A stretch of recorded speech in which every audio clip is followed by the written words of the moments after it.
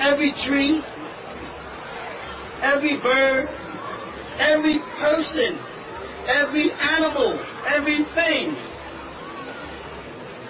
is what? No, it's not God. God is. It's not God. It's not, the bird is not God. But there would not be a bird if it wasn't for. You don't have to seek God. People say you must fall on your face and pray 5 times a day. If you don't fall on your face and don't pray 5 times a day, will God still be here? If you intend to do it but can't do it because you can't bend your back, will God accept? Hatep, Yasar. We are live on WUNW Radio. We appreciate everyone tuning in. We will be preparing for this questions and answer series, legal updates, and a lot of basic information that Nuwaupians, our family united Nuwaupian nation, should have in reference to our president's freedom. And it's important that we stay updated. That's the purpose of this radio station, this program particularly. So what we would like to do for a few minutes is several people on, but I think because of the last night's interrupted broadcasting because of technical difficulties, we want to spread the word that it was not due to any fault of WUNW Radio. It was a broadcasting error from the server's end.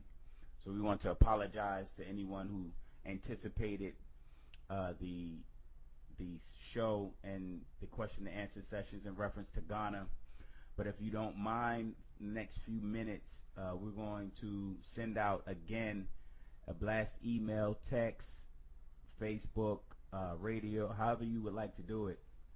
We're going to announce it however you would like to announce it, or send it to your people. I meant to say email, not radio. If you want to send it email, again, blast it to the family so we can continue on legally updating all the nation in reference to Mumkak, Khamam, Aaqab, our President, Chief Black Eagle, His Excellency Dr. Malachi Z.K. York, our beloved President and of our Nuwaupian nation, whom we love and are fighting for his freedom every day, every hour.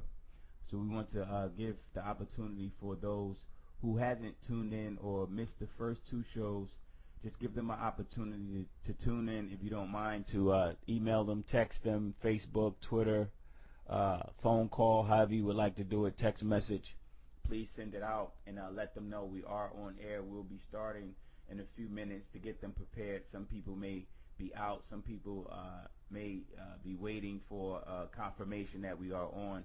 So please, if you can do the service to other fellow Nuwaupians to send them out that text. You're listening to Ambassador Duswa York, also known as Hawkeye, name given to myself by our President, Chief Black Eagle. And so we'll continue moving forward.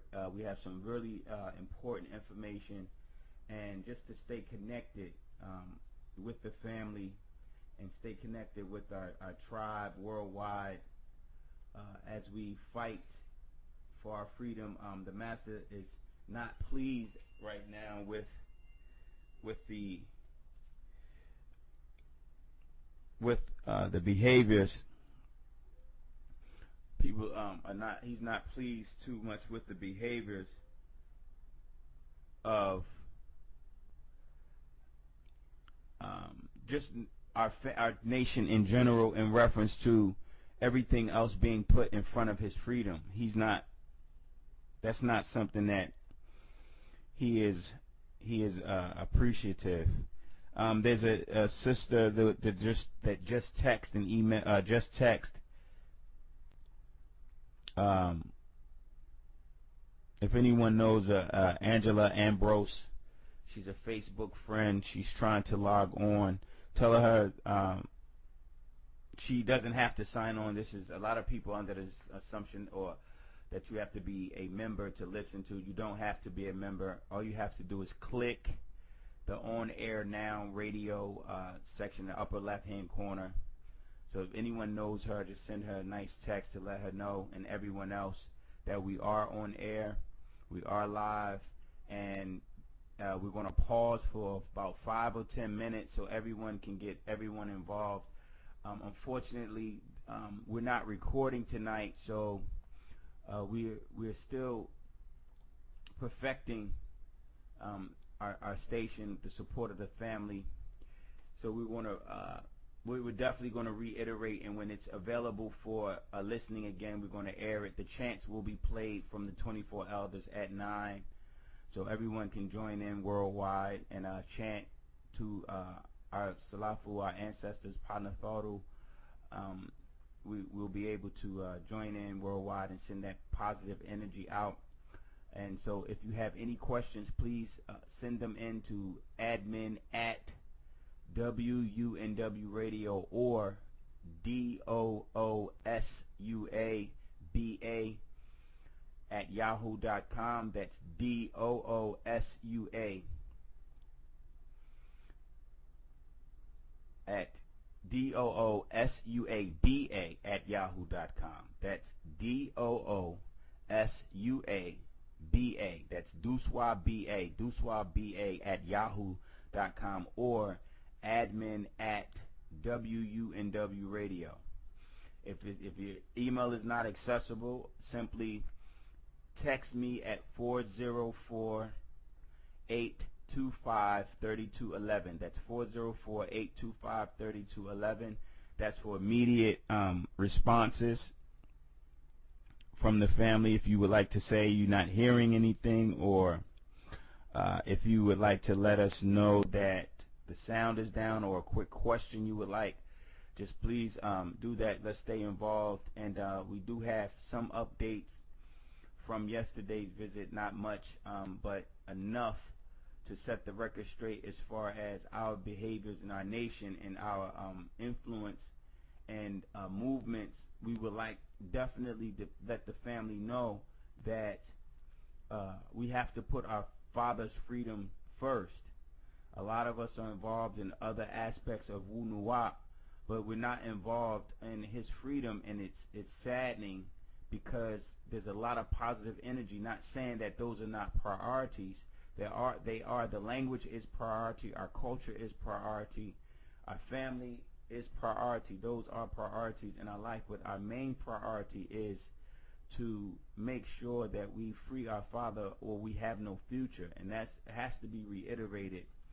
And we are at war. There's a lot of, in a sense of declaration, declaring our sovereignty into the world and making it known that we are standing up for who we are as Native Americans, Yamasee, our culture, our descendancy as indigenous people on this land, indigenous people of the Americas, the bloodline of those descendants of the tribes, the Creek Nation tribes that has known to exist throughout the southeastern Georgia, South Carolina, Florida, and moving on up, migrating into northern areas where a lot of the Yamasee tribes and Creek Nation fled, and the Trail of Tears, and our chief, who is a direct descendant of indigenous peoples here and in Ghana, Africa, where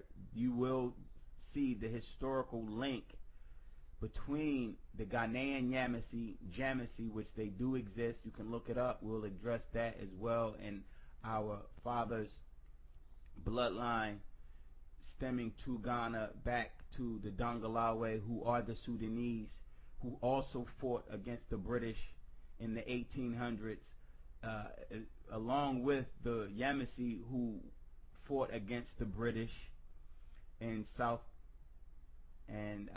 Carolina and Georgia. And now we are still fighting against the descendants of the British again, as we fight in these courts, the domestic courts, and the fight and let the world know about the injustices of our chief sitting constitutional seated president. We want to make that, you have to certain words that he wants emphasized. So it's important that we make sure that we stay tuned. So like I said, I'm going to pause for about 10 minutes, maybe 5, so you can spread the information, let people know that we are on. And we appreciate all the support. We appreciate everyone listening in and cooperating and sending in your questions. So please send in your questions so we can continue with the show. And it's 7:15, maybe around 7:20, 7:25. We give it about 10 minutes, 10 to 15 minutes, where everyone can log on and not miss anything, because people log on late and they miss things and they want it repeated and things of that nature. Well, it's a lot of information that comes through this radio station. There's a lot of legal documentation that's read. There's a lot of updates and a lot of information that a lot of the Nuwaupian Nation family just don't know, which causes a lot of us to create our own conclusions and fill in the blanks, which we erroneously do, and we do this. This is a pattern of people, and at times it can harm harm the facts as opposed to waiting for the facts.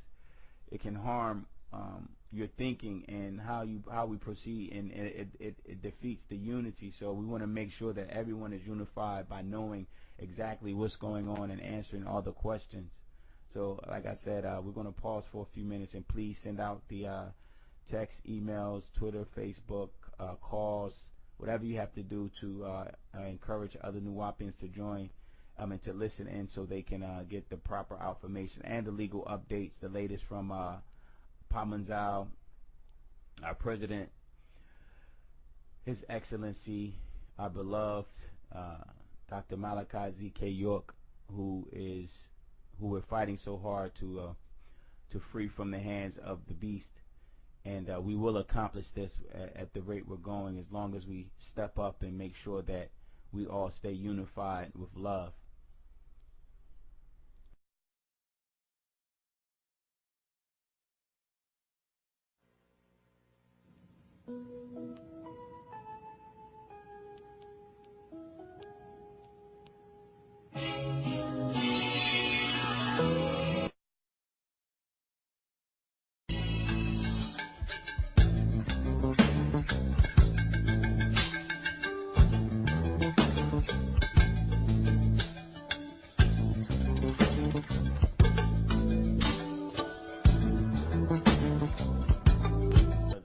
Technical difficulties, and be mindful, family, that this station, we're going to go up and beyond our way to start on time, because we've had a pattern of being known not to start on time, and technical difficulties and things of that nature.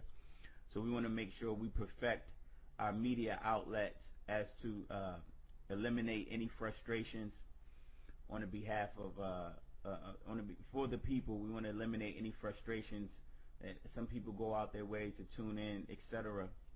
And we don't start on time. I know there's a lot of people who get a lot of family members who are discouraged. So we don't want that to take place. We want to make sure that we are always on time and doing our due diligence to inform the people and update everyone, as the email said, legally, to update them on the legal aspects of our nation and our tribe, and make this a priority. Unfortunately, we're not, our behaviors as far as involving ourselves in our culture, WUNW is a great thing.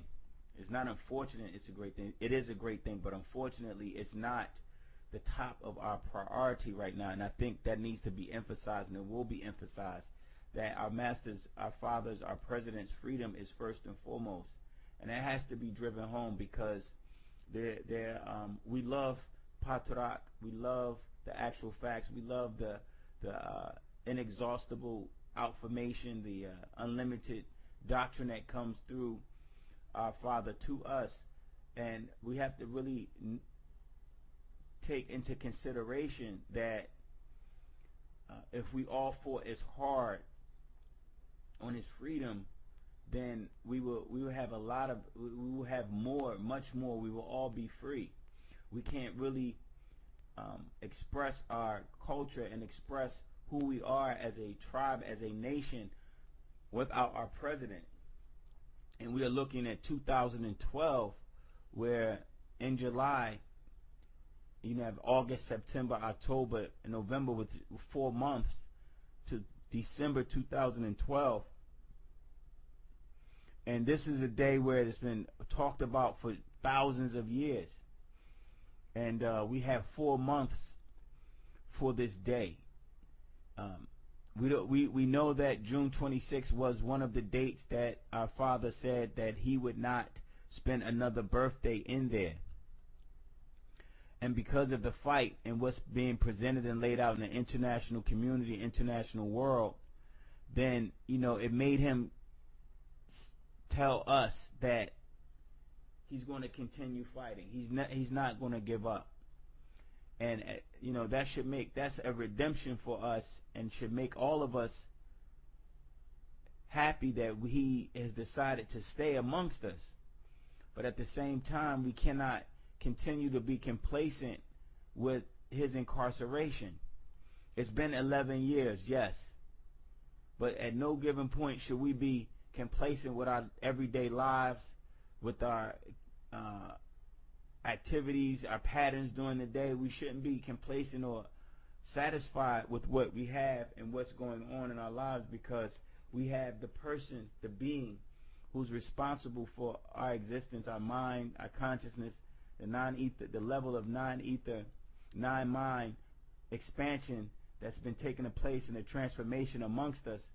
He's responsible for that, and we have to give our existence, our total devotion back to him, to free him, because it's just not universally just for us to keep continuing going on through our lives, ignoring the injustices, the torture that's going on every day. Right now, at this moment, he's sitting inside of a cell, just there. And that bothers.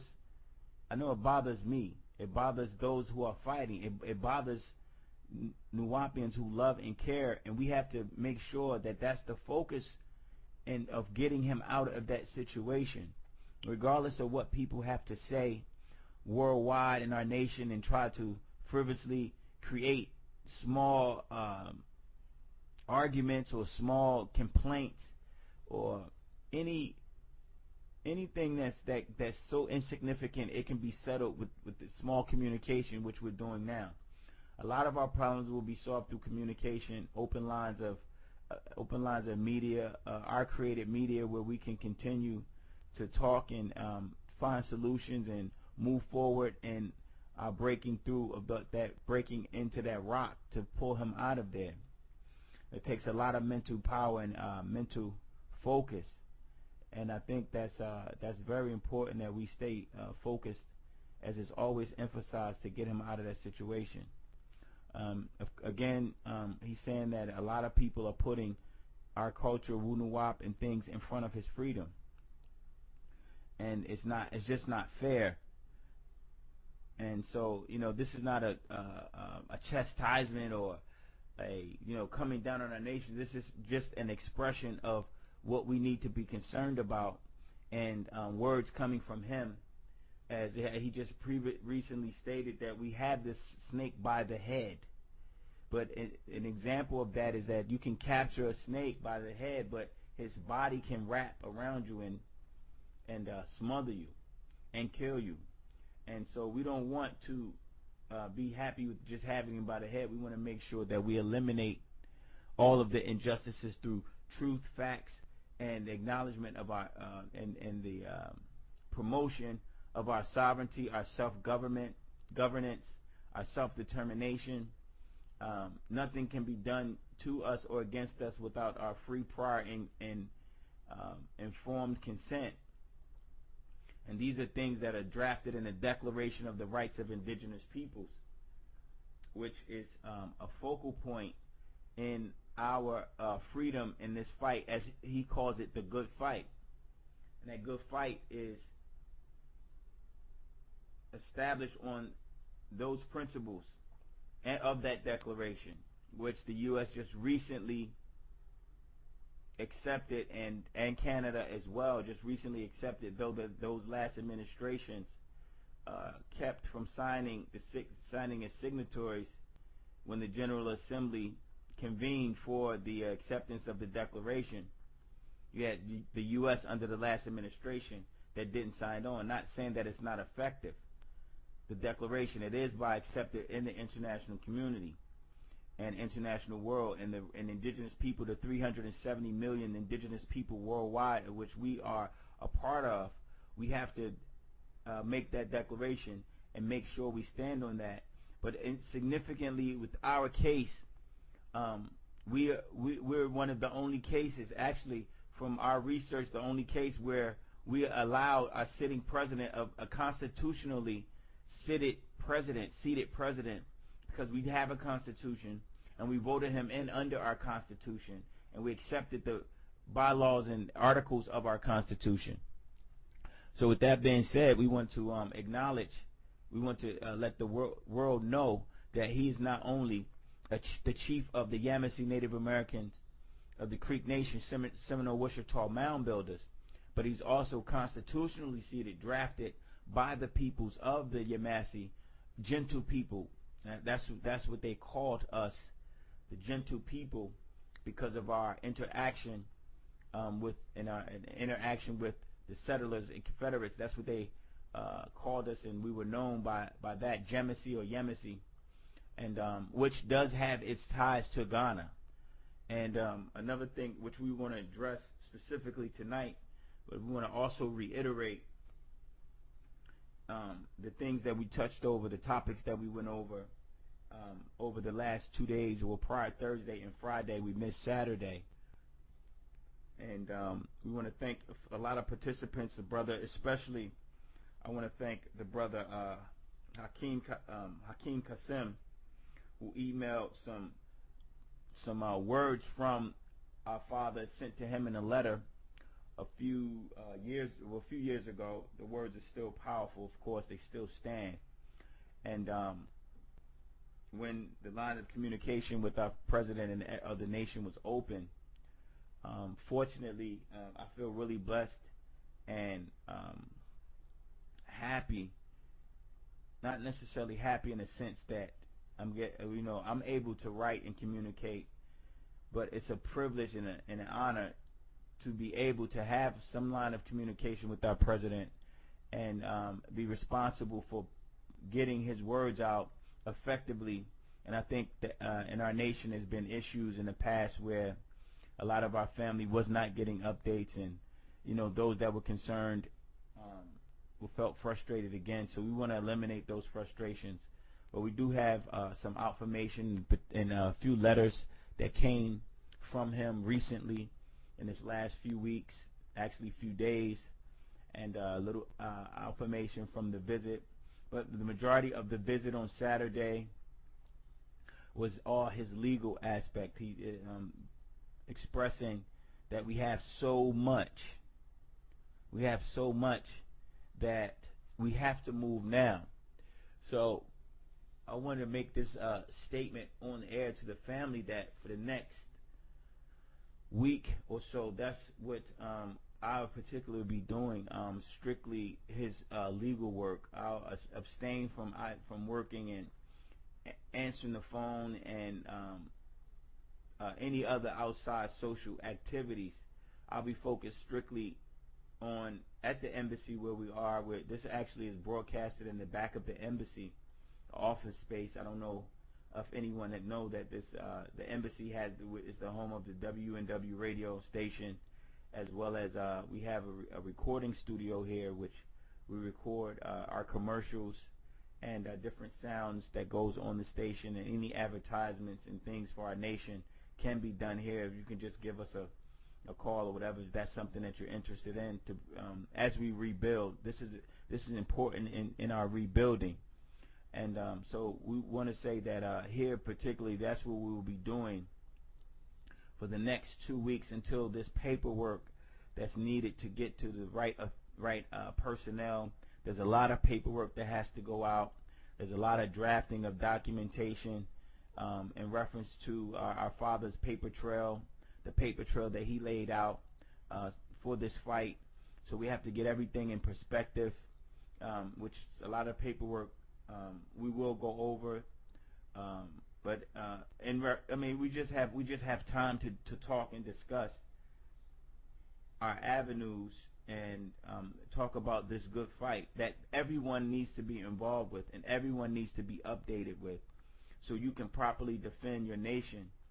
The legal merits of what we're stating, eliminate the confusion and the questions. Not eliminate the questions. We want to maintain the open line of questions, so it'll be transparent. A lot of the past hasn't been any transparency as far as involvement of our nation and tribe. So we want to make sure that I would like personally to make sure in my particular situation that I'm available at the service of the people, as I was told to do, to set the record straight and get everyone involved. And until I'm told otherwise, I'll continue to do that. So I'll make myself available 2 or 3 times a week to update the family and keep motivation. We got a lot of emails where individuals said, yes, I'm motivated by what's going on. It's a rekindling of our spirit, as the Master's putting out in a lot of the affirmation. This is the double resurrection that's taking place. He calls it, our new symbol is the Aaqab, and it's the new symbol, the Ankh, with the double arms on it, so to speak. And I don't know if anyone has seen it. It's a beautiful symbol, and it will be worn at the time that he decides for it to be worn, for those, at his discretion, or when it's time and decided by him. But it's a beautiful symbol, and we're in that day and time. That double resurrection is amongst us. So we want to stay focused, both physically and spiritually. And so, like I said, again, I wanted to thank the brother Hakeem for sending it. And it's dated June 5th, 2009. It's an excerpt from a letter that the brother Hakeem Qasim received from the Master. And it's what I'm looking at is that there's some questions that some people have asked. Show me where Dr. York stated his international status as a Liberian or Ghanaian in pretrial transcripts or pretrial affirmation. Well, we have several documentations where one, well, let's just address what our father addressed. He said the Napata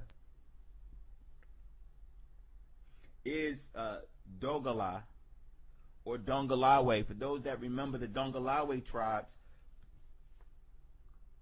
or the tribe of Sudan, the same seed, the tribe of Judah or Yahuda or Hude or Hadi, where the word Mahdi comes from, which means guide. That word stems from the word Huda or Hadi or Yahuda, meaning guide, because these tribes were the guiding tribes. These tribes were the tribes of Sudan, which means land of the blacks, 2 blacks, which was initially the name of the entire continent of Africa. So he said that the Dongolawe tribe of Sudan, the same seed as the Ghana's a Khan people. These are Khan people, the same tribes of the descendants of the Sudanese. So it's the same seed, that same tribe. When he says he comes out of Ghana, that's the pure seed of the Dongolawe that stem from the Sudanese or the Napatans, who migrated and established themselves in the old kingdoms across the Sahara that migrated into West Africa, and Ghana stemmed all the way from what you call the modern area of Ghana, stemmed all the way up into the Malian Empire, all the way up across the Sahara into the Sudan, and under the Sahara through Nigeria up into West Africa as well. So the migrations of our people stem from that root seed out of the Sudanese, the black seed, same seed that is of the U people and the Akan. And the master says, for those who think I made that long awaited mistake, not.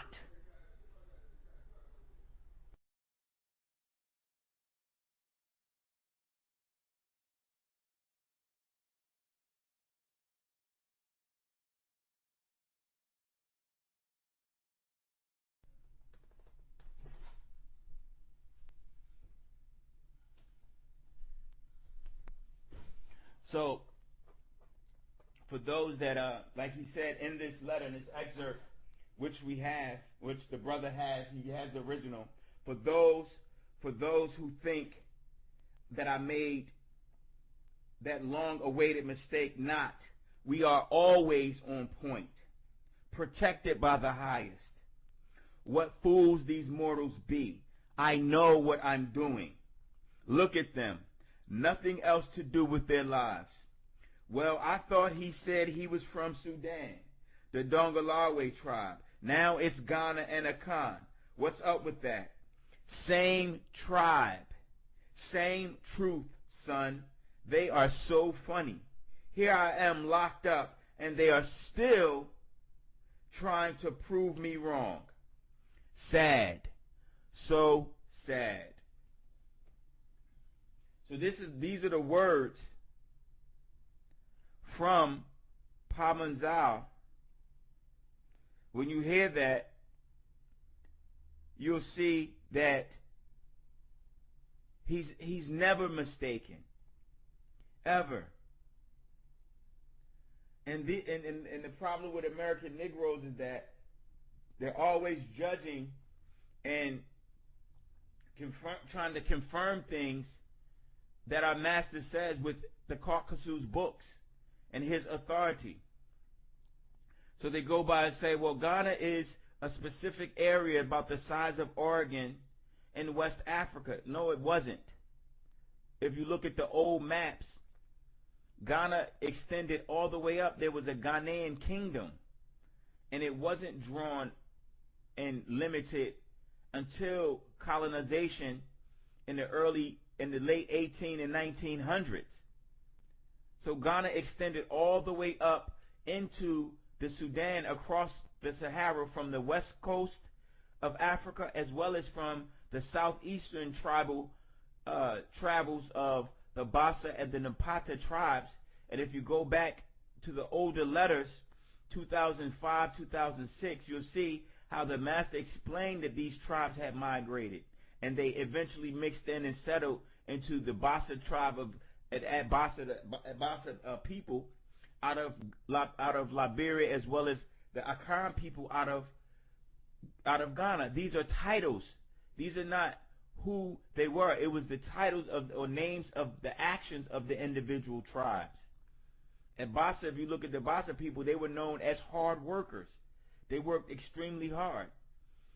And if you know, the master name at one time was Baba Bawaba Africa. So let's establish that, and it put on record what he's saying. Again, I'll read it again.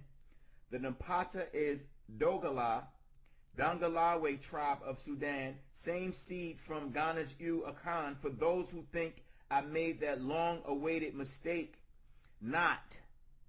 We are always on point, protected by the highest. What fools these mortals be. So that needs to be posted, that particular statement, what fools these mortals be, by trying to prove the master wrong. Even while he's incarcerated, he still knows what he's doing. For those that have simply forgot, as these books, as he's always reminded us, that he's always reminded us that people tend to forget, the forgetful Enoshites. We tend to forget, so we have to be reminded constantly over and over, and it has to be reiterated. So that the Ghanaian tribes that he stems out of is the same people. And the same, what's funny is that if you just do a little research, you'll see that the Jamasi is in the same area. The Jamasi people, it's a tribe in Africa, in Ghana,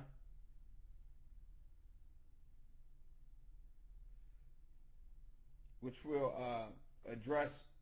Let me get you some information real quick on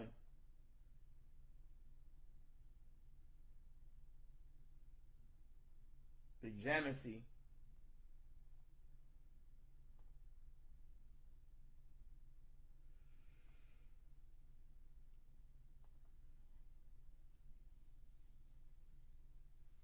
There's an excerpt from, it's called The Empires of Western Sudan, also sent by the brother again, with some additional information to show that this is something that you can research if you just take the time to add to what we have and assist to what the master's doing, as opposed to those who are out there trying to go against the forces.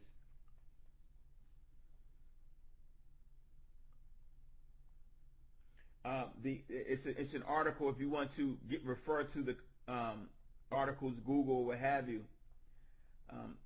The Hilbram Timeline of Art History. The area known as the Western Sudan encompasses the broad expanse of the savanna and stretches down between the vast Sahara Desert to the north and tropical rainforest of the Guinea coast to the south.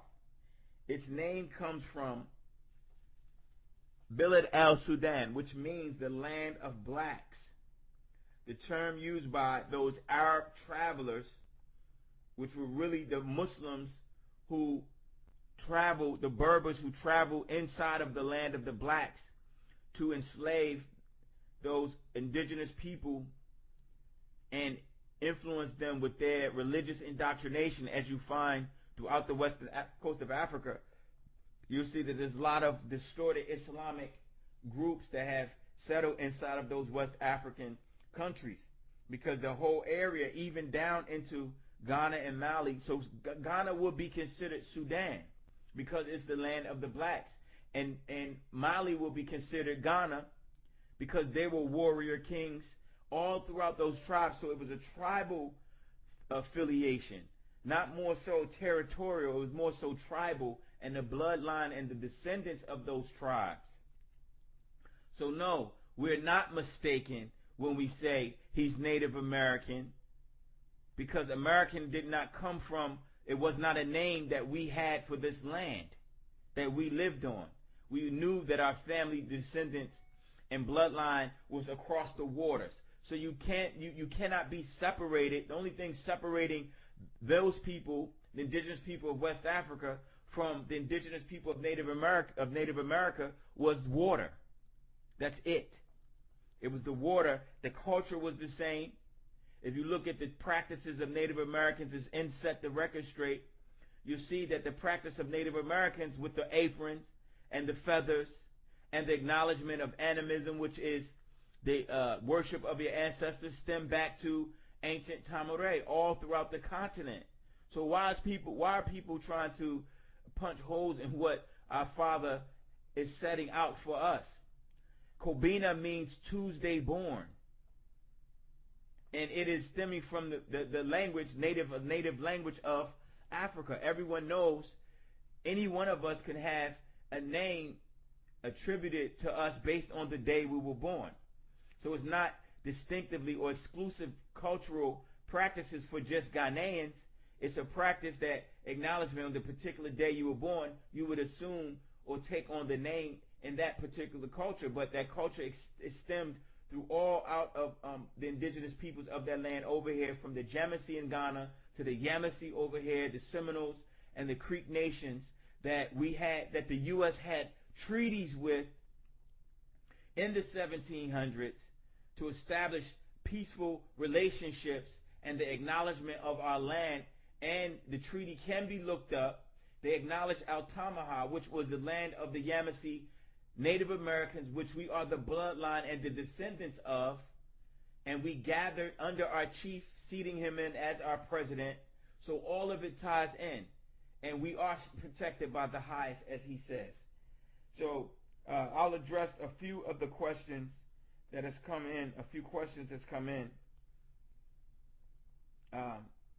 maybe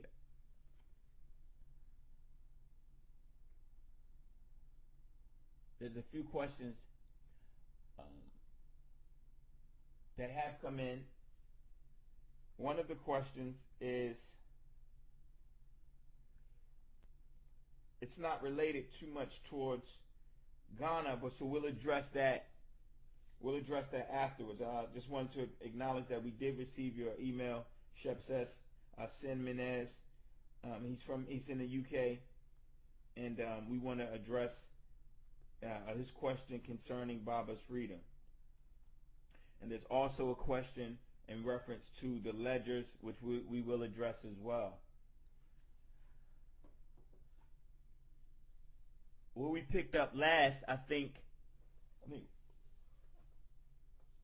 where we left off last in reference to Ghana was where Ghana was as far as their negotiation and attempts to negotiate the treaty, a transfer for our president back to Ghana.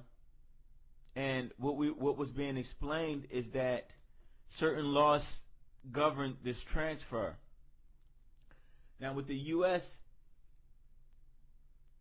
and 53 other countries, they have joined what you will call, what we will call, they called it, and you refer to it as, it's called the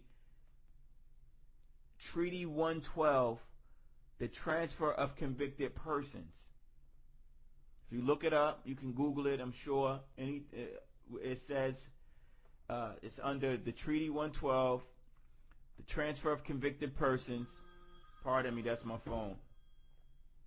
I'll silence it.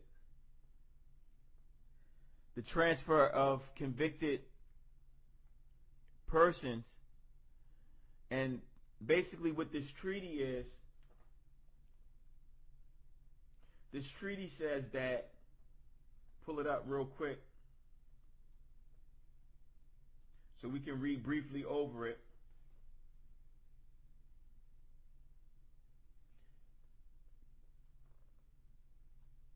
And make sure you follow it and you look it up yourselves.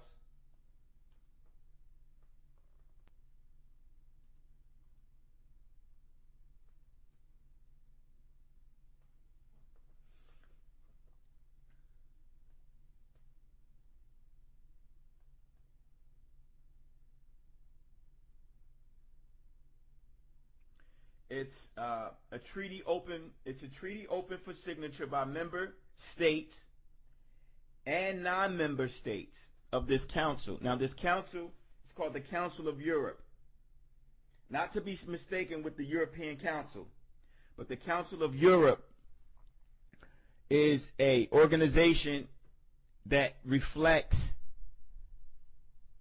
the location of the council, not necessarily the body of the council, just the location. Though there are European countries, other countries are signatory states, and other countries are states which are non-members that have signed on to particular treaties. There's several treaties in this council.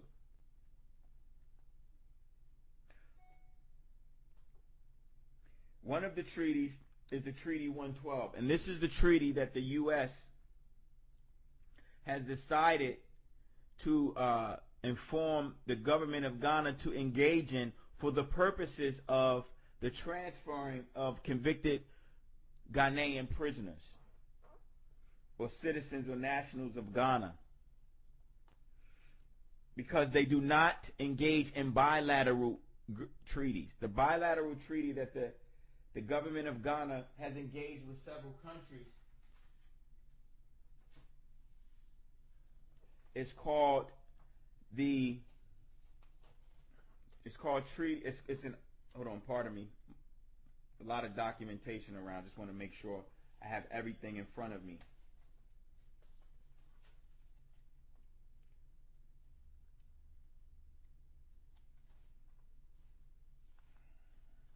It's called the 743rd Act of Parliament of the Republic of Ghana. And it's this act, it's the Transfer of Convicted Persons Act 2007, an act to facilitate the transfer of convicted persons from the Republic to another country and from another country to the Republic for the purpose of serving a prison term and to provide for connected purposes. And in this act, there's several stipulations that's necessary. For one, in section 3, a request by a convicted person, the person convicted of an offense in a country other than Ghana may apply to the Attorney General through the Ministry of Foreign Affairs for an arrangement to be made with the competent authority of the sentencing country for that person to be transferred to Ghana to serve out the remaining term of imprisonment of the convict. Now, the question, of course, is: does our president, if this one of his ways out, which we have, there's many ways that he's going to get out. So don't think that you can figure out which way he decides. So there's multiple fronts, and that's what we want to ensure the people that there is a strong freedom fight that's been going on for years. And this act is enclosed behind closed doors. There are talks in reference to its freedom, and the conclusions and the resolutions that these governments have come up with. We have been there for the talks and the part of the negotiating process. So an application, part 2 says, an application shall be made in writing, signed by the convict or the lawful attorney of the convict, and shall be submitted with particulars specified in subsection 2 of section 2. So this was done. We have our president does have a Ghanaian attorney over there. He's been working with us for years. And the question, back to the question that will our president be free if he's transferred back to Ghana? Well, the draconian laws that are established here in the U.S., or the draconian sentence that was handed down by Judge C. Ashley Royals, of course, was unconstitutional. And under their constitution, it was cruel and inhumane punishment, simply because of RICO Act and the charges of transporting minors across state lines is unheard of. That's the first time that charge has been tried in federal courts. A lot of people don't know that. So to sentence someone to 135 years, of course, the Ghanaian government looked at that and saw that it was definitely draconian, obscene. It was absurd to sentence someone to 135 years, a 60-year-old man being sentenced to that amount of time. At the time, he was 59. 2004, he was sentenced. And so what Ghana is saying is that they are not infringing in the U.S.'s judicial system because of Ghana's position and their excellent diplomatic relations that they've maintained throughout the world, the international community. They have great diplomatic relations with all countries, which is one of the reasons why their president of the U.S., Obama, went there, because of the democratic establishment, their government, and their peaceful transition from one government to the next. It became an icon in Africa. Ghana is an icon of peaceful governmental transitions, clear and clean voting strategies and mechanisms where those mechanisms are set up where there's no conflict and the transferring of power from one president to the next. So Ghana is an icon in the international community and in Africa itself as far as its governing body, its government is concerned, and the people's satisfaction with how the government moves and the policies and the programs set up for its people. So Ghana has does not and has established itself as in their decision making is not to infringe upon the jurisdiction of the U.S. and its judicial system. So we know that we talked about in the previous program that what does happen is if a prisoner or a convict is transferred from a country to Ghana, their sentence will be reduced based on the comparison of time that each country has. If the U.S., for instance, let's go to the UK or the United Kingdom or Canada, that those countries, I'm not sure if Canada has a transfer treaty, but the UK definitely has a transfer treaty. It's a bilateral agreement with Ghana. They say, well, if you committed an armed robbery in the UK and you're sentenced to 10 years, and an armed robbery in Ghana is 5 years, then that 5-year sentence will apply. And if that convict in the UK, say, served out 5 years, then they will have time served once they're under the jurisdiction of the Ghanaian government. So the equivalent law in the U.S. in Ghana is that they have no RICO, but they do have tax laws. So an equivalent charge will be replaced with the RICO charge that the U.S. attached to our president. And the time is definitely much lower. In fact, it's under 10 years. Our president served 11 years so far. So that's why it's important that you know that the Ghanaian government is not going to say we have to serve out 135 years, because they would never have given anyone 135 years for the type of charges, the alleged crimes that have been said to have been committed by our president. They would never have given a Ghanaian that amount of time. So that's definitely something that is in the works, and the reason why the U.S. did not engage in the bilateral agreement, let's establish that, is because they no longer engage in bilateral agreements. They only engage in multilateral agreements. And the multilateral agreement is, one of the agreements is the Treaty 112 that the U.S. is a party to. Now there's other countries that are a party to this same treaty. No African countries are a part of this treaty, including Ghana. So Ghana would have to accept the treaty in order for our president to be a part of this transfer.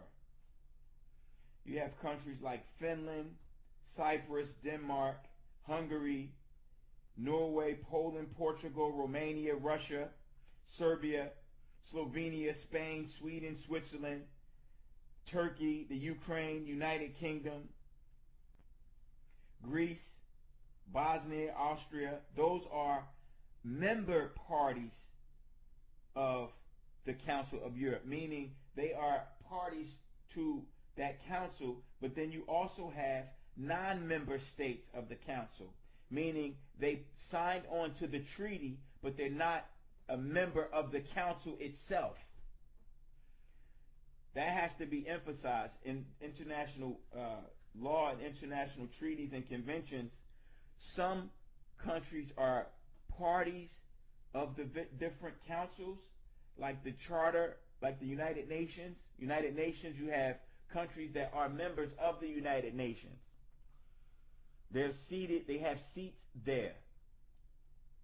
And you have other nations that do not have, they're not members of the United Nations.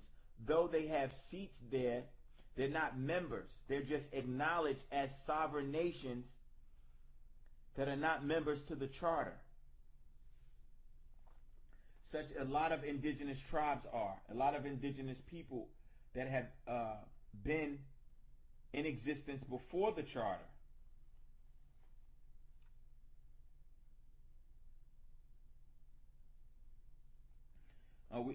Okay.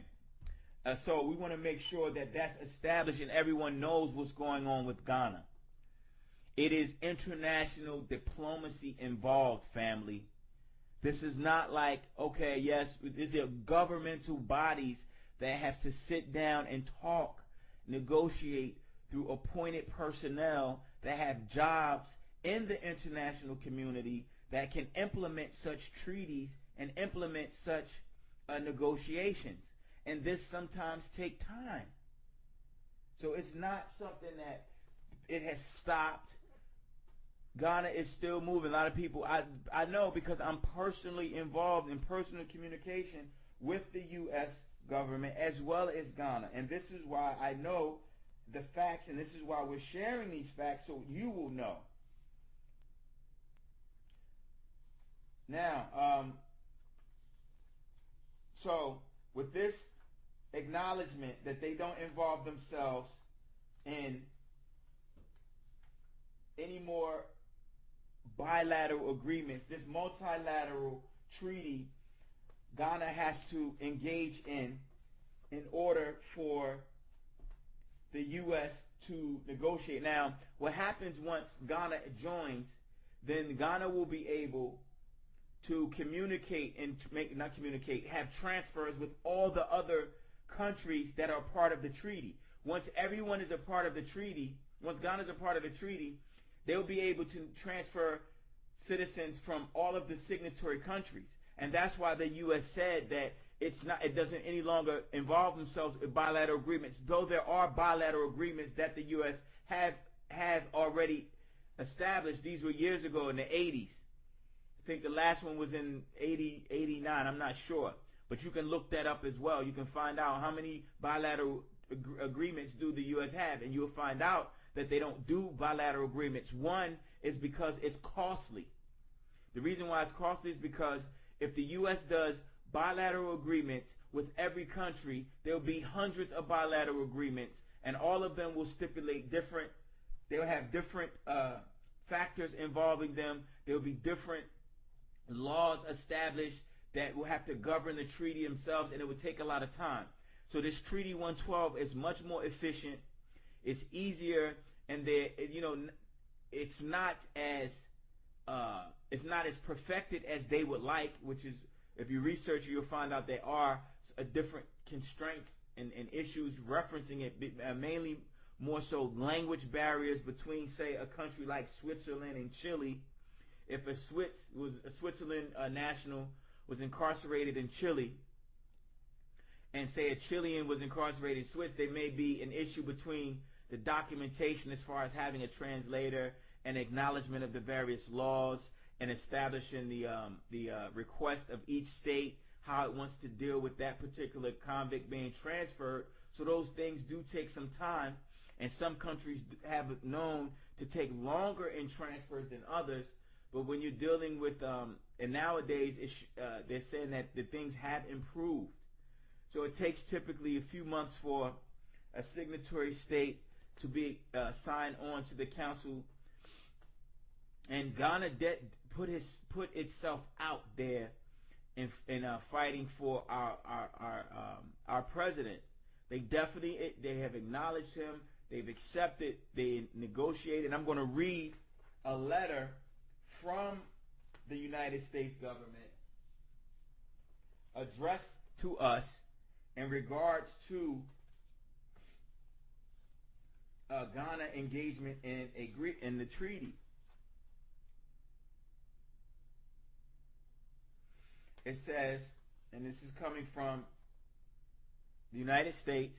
I'm not going to say the department or what have you. Some things I'll leave out. The negotiation of a bilateral treaty can take many years. And the expenditure of extensive resources with no guarantee of an eventual agreement. The United States invites countries interested in prisoner transfer relationships with the United States to join one of the two multilateral conventions to which the United States is already a party to.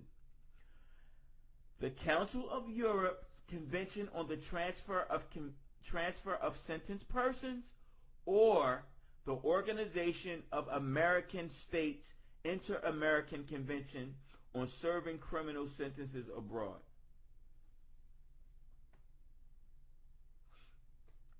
Please note, however, that the procedures for acceding to each of the two conventions mentioned above is not identical, and Ghana must consider these procedures in deciding how to proceed.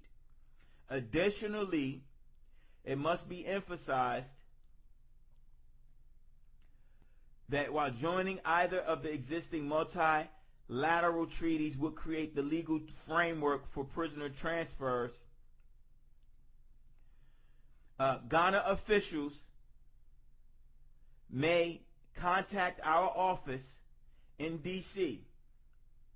We will also pass along your information below to U.S. officials in Ghana for their information. There's other information that I'll leave out because it's sensitive. So I'll just touch with that to show you that Ghana and the U.S. are involved.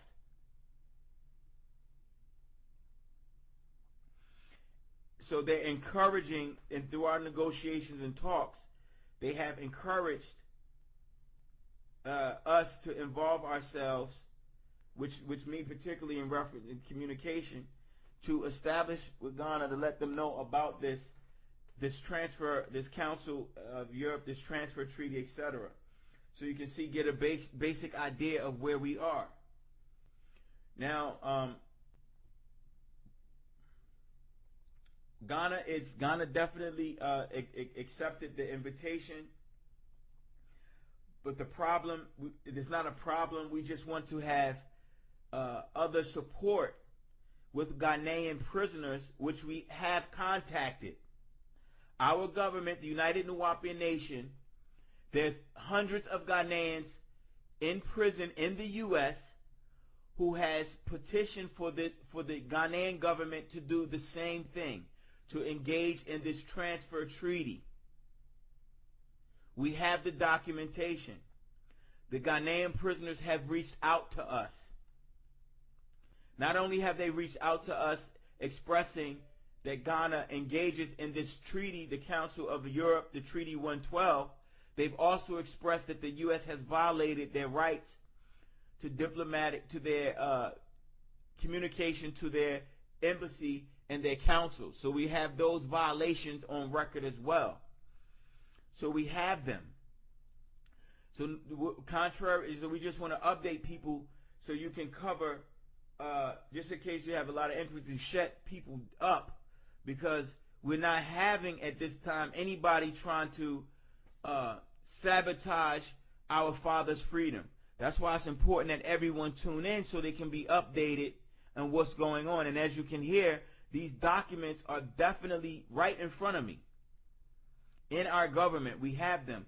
And the United States and Ghana is involving themselves with that. But we want to support Ghana by showing them that there are other Ghanaians in in the U.S. incarcerated, that has reached out that says, yes, this is something that all Ghanaians would like to be involved with, incarcerated in the U.S., because they know that there are injustices here as well. And their family members are involved with, in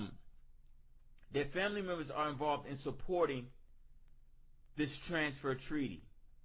Not only do we have petitions from Ghanaians incarcerated in the U.S., there are Ghanaians incarcerated that sent us, and as a matter of fact, let me read that for you, so no stone will be left unturned when it comes to the facts that we're putting out to show the world that we are on the move and we will free him. Let me just read to you a petition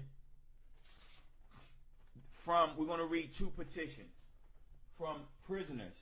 We're going to read petitions from Ghanaian prisoners incarcerated in the U.S. and we're going to read U.S. citizens incarcerated in Ghana that have petitioned for the U.S. to engage in a prisoner transfer with Ghana as well. So not only do we have Dr. Malachi York as a Ghanaian descendant requesting his parallel government or his sister government to transfer him back to Ghana, we also have United States citizens who I personally visited in Ghana, in Nuwaupian prison. I went in the prison as an ambassador of the United Nuwaupian Nation, sat down with United States prisoners, females as well as males, that have, and hired them an attorney that petitioned to the U.S. and to Ghana to ask them to involve themselves in this treaty. This is a notarized, that I have in front of me, a notarized document from a Ghanaian incarcerated in the U.S. Hold on. Actually, this is a Liberian in front of me.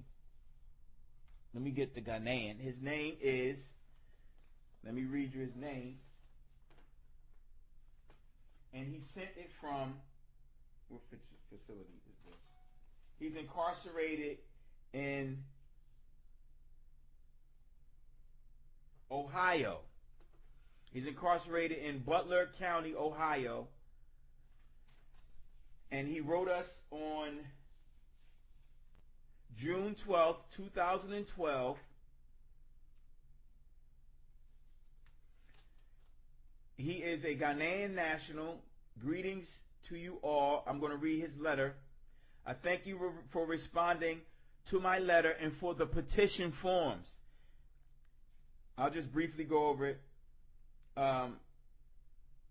In 2010, I was incarcerated in one of Ohio's institutions called Madison Correction. 2 white officers assaulted me, harassed, and discrimination. I'm suffering from a disc in my spine and through my neck.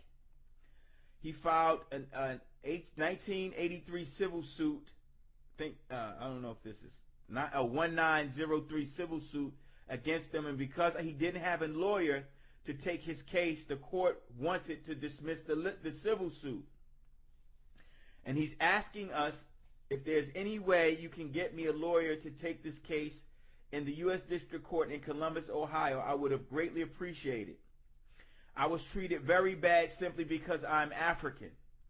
I have enclosed some details about the civil action and what I want to do. I wrote to the Ohio State Bar Association to get me a lawyer to take my case, but have not yet heard anything from them. Once again, I really thank you, your organization, for assisting me in all matters. He's talking about the organization, the Diaspora African Forum, the United Nuwaupian Nation. The public defender who represented me in court contacted the embassy in D.C., Ghanaian embassy, and he was told to dismiss all my charges because there was no evidence against me. I have enclosed a copy of the motion to dismiss in the letter. Thank you again for helping me. I'm hoping to hear from the United Nuwaupian Nation very soon. His name is Kofi Geyeke, number 565381, ACI, P.O. Box 4501, Lima, Ohio. So we are working here. This is a letter. This is one of the hundreds of letters that we got from African nationals in support of what we're doing in assistance. And this is a recent letter. And his petition is in line with our father's freedom. And let me read it. It says, I, Kofi Gayeke, as a foreign national of the state of Ghana, West Africa, having been incarcerated for 5 years, 10 months, and 10 days, make the claim. No, this is not. This is another. Sorry.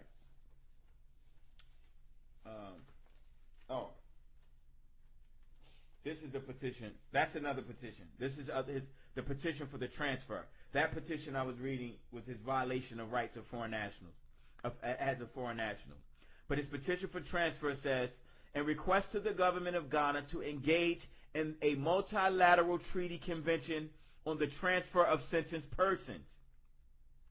I, Kofi Gayeke, an incarcerated foreign national, have hereby submitted on my own accord a petition of request to the good government of the state of Ghana to engage in the multilateral treaty of the Convention of Transfer of Sentenced Persons, Treaty number 112 of the Council of Europe, upon which 64 other countries have signed on to, with the objectives from each signatory state of this treaty is not to deprive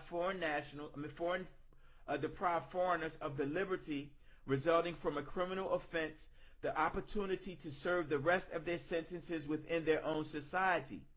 With this objective in mind, the resolution agreed upon by member states and of the Council of Europe and of the signatory member states and non-member states of this treaty recognize that the way this aim can be achieved is by having them transferred to their own countries.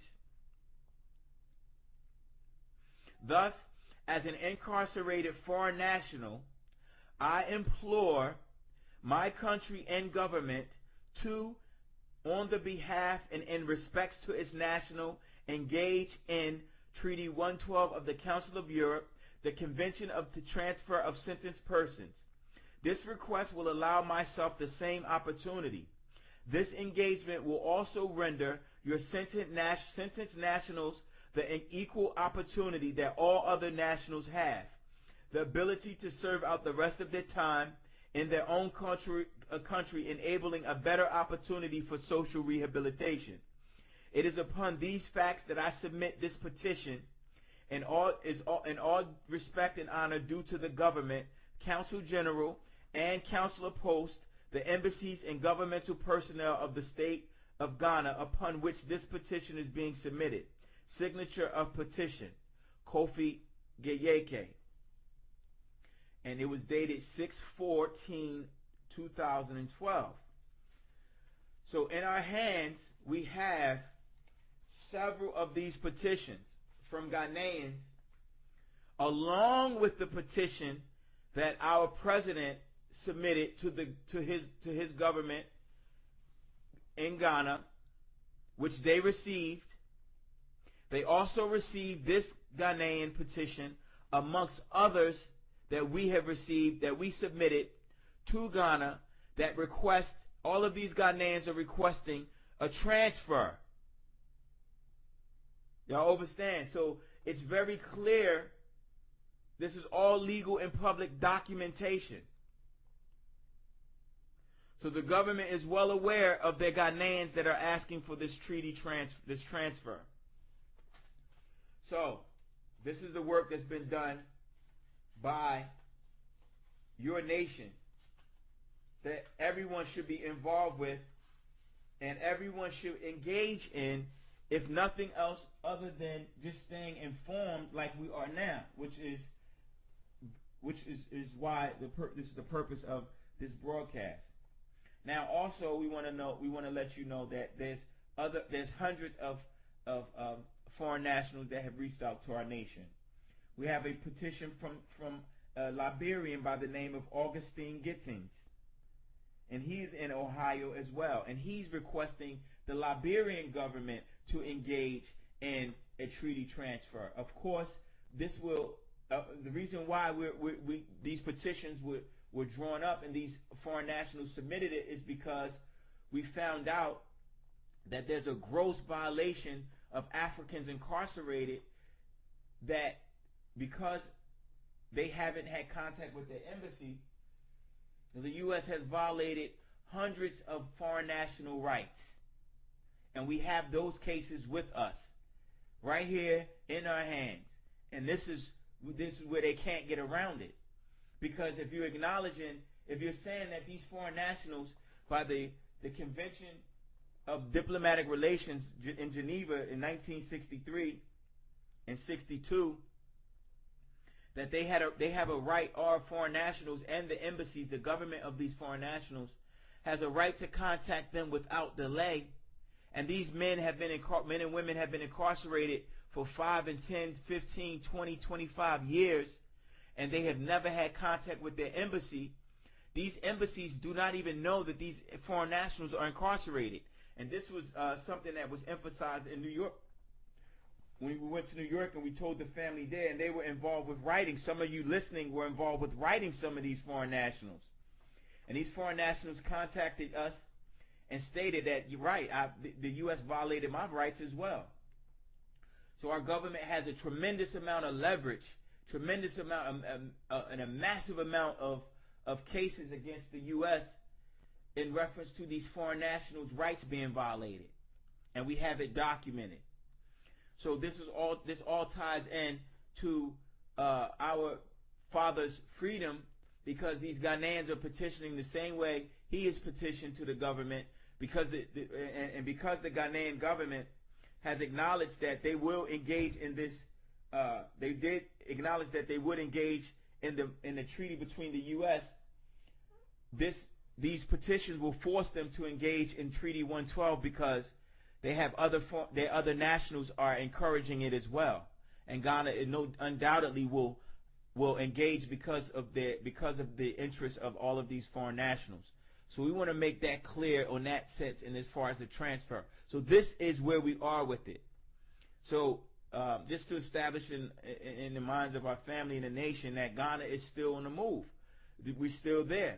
And we're that close. That's why we have all these forces coming out and trying to stop what we're doing and stop the communication and stop people from getting updated and divert their attention.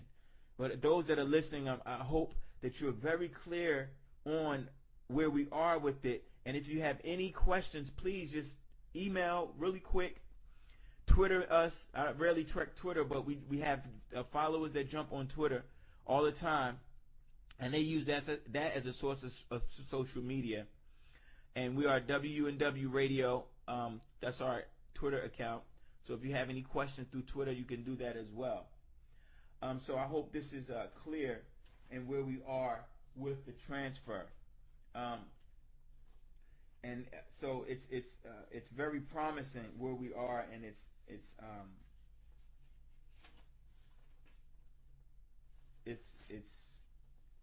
factual. I mean, it's theirs. It doesn't get any clearer than that. And we're not going to present anything that's not factual on this station. There's no speculation. No one will be able to say, well, what's going on? You should have a very clear understanding of what's going on after these broadcasts and continued broadcasts. Okay, let's get to a question. I think there's a question that came in from Trinidad, my beloved family out there. I want to give a shout out to Trinidad for their support. We went out to Trinidad a few weeks ago. And we addressed the family. That was one of the first places we went. It was a large amount. It was a tremendous support. The brother Amun Sinbik from Ramos, number 27, CPAT Trinidad. They're here in Trinidad, and they said they're proud of the excellent work, and we appreciate that. We work hard here. I work hard. Family members are working hard. Our nation is working hard, and you all are working hard. So a round of applause to Trinidad as well for being closely connected with our president and closely connected with the indigenous tribes of Yamasee Native Americans, of which there are descendants of as well, being that the Native American Almac tribe their seed stemmed from those Yamasee people tribes as well, of which our president is the seated chief of those tribes, the descendants of the Yamasee and other tribal Native American nations there, Wichita, Mound Builders, as well as the Seminole and Creek nations. So we want to make sure that Trinidad gets the love that they deserve. They're a very strong nation out there. I love the vibe. We are well connected, They always support the causes, and they have one of the most beautiful CPACs in our nation. They in their exiling and establishing themselves there, they have rebuilt our cultural practices and rebuilt the lodges under our president's command, and rebuilt the order, our sacred orders, and they are spreading the doctrine. They are unified, and as well as London, if the UK is tuned in, we want to give a shout out to our brother Amun out there, who is doing an excellent job with the family. And these are key individuals who in Barbados as well. We don't want to forget Barbados. I love Barbados. We have to go out there as well. Barbados is waiting for us to update. Being that we just got back from Geneva, the travels and the work is difficult to fit in everything in our schedule, but we're doing our best to get out there, as well as to Jamaica. Love Jamaica, brothers, family members out there who are spread. Our family, as you can see, our tribe is spread worldwide. Our nation has been dispersed from the U.S. committing that forcible transfer of the population of our indigenous people. So we want all of you who are dispersed. You want to make sure that it's on record, which we are through our ledgers and through our communication, that y'all acknowledge that y'all are victims of what has taken place. And the international community knows that, and it was put on record, as you asked, as was asked by our president. He specifically wanted in our travels when I went to Geneva, Switzerland. And the reason why I have a habit of saying ours, because when I go out there, I think about our nation, our family. Though I did travel by myself, I didn't feel as though I was by myself because of the support of the nation. So when I say we, I'm saying all of us. When we went out there, we did put it on record of the victims, the 30,000 tribal nation, and our retained sovereignty that we always had, always will have, regardless if any nation acknowledge it. Though they have acknowledged it, we're not depending on them to acknowledge it. But we want to make sure that all our family know that yes, especially Trinidad, because they did ask the question, that we did when we went to Geneva. And Geneva, we touched on. Unfortunately, I don't know if everyone tuned in. I know a lot of people missed that broadcast. We touched on Geneva and the Geneva Convention and the UN and the expert mechanism of indigenous peoples that we sat at. We talked to James and I, who was the special rapporteur of indigenous people appointed by the UN to look into indigenous injustices and cases worldwide. And he traveled in May of this year to the U.S. We didn't contact him until recently. We found out about him and that special rapporteur. He's the one that was responsible for initiating a lot of the declarations, the articles in the Declaration of the Indigenous People. And I hope everyone has read that, because that declaration is reference to you, our nation. There's other conventions that are in reference to our president, such as the internationally the Convention of Internationally Protected Persons. And you have to read into that as well, so you'll understand that our president is an internationally protected person. The U.S. has violated several of his rights due to their commitment to these various conventions and various declarations, which we can get into. But as you can see, it's a lot of legal terminology. It's a lot of work that's being done, and we want to make, if we don't get off course, then we can go into topics back and forth, but we're definitely going to cover everything.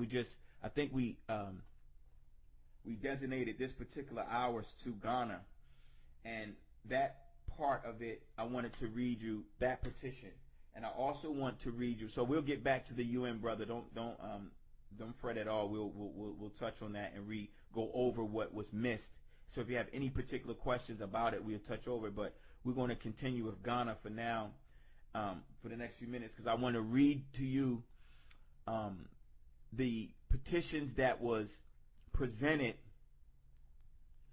The petitions that the U.S. prisoners in Ghana petitioned, which we was responsible for as well. We went to Ghana, went to the prisons, and we found these U.S. citizens. And there's quite a bit of them. And everyone is happy that we are in talks. Everyone that we've talked to, and I personally talked to these individuals. We personally have these letters. So this is not speculation. It's called Nsawam Women's Prison there. And we have a petition by the name, we have 3 petitioners from these females. They are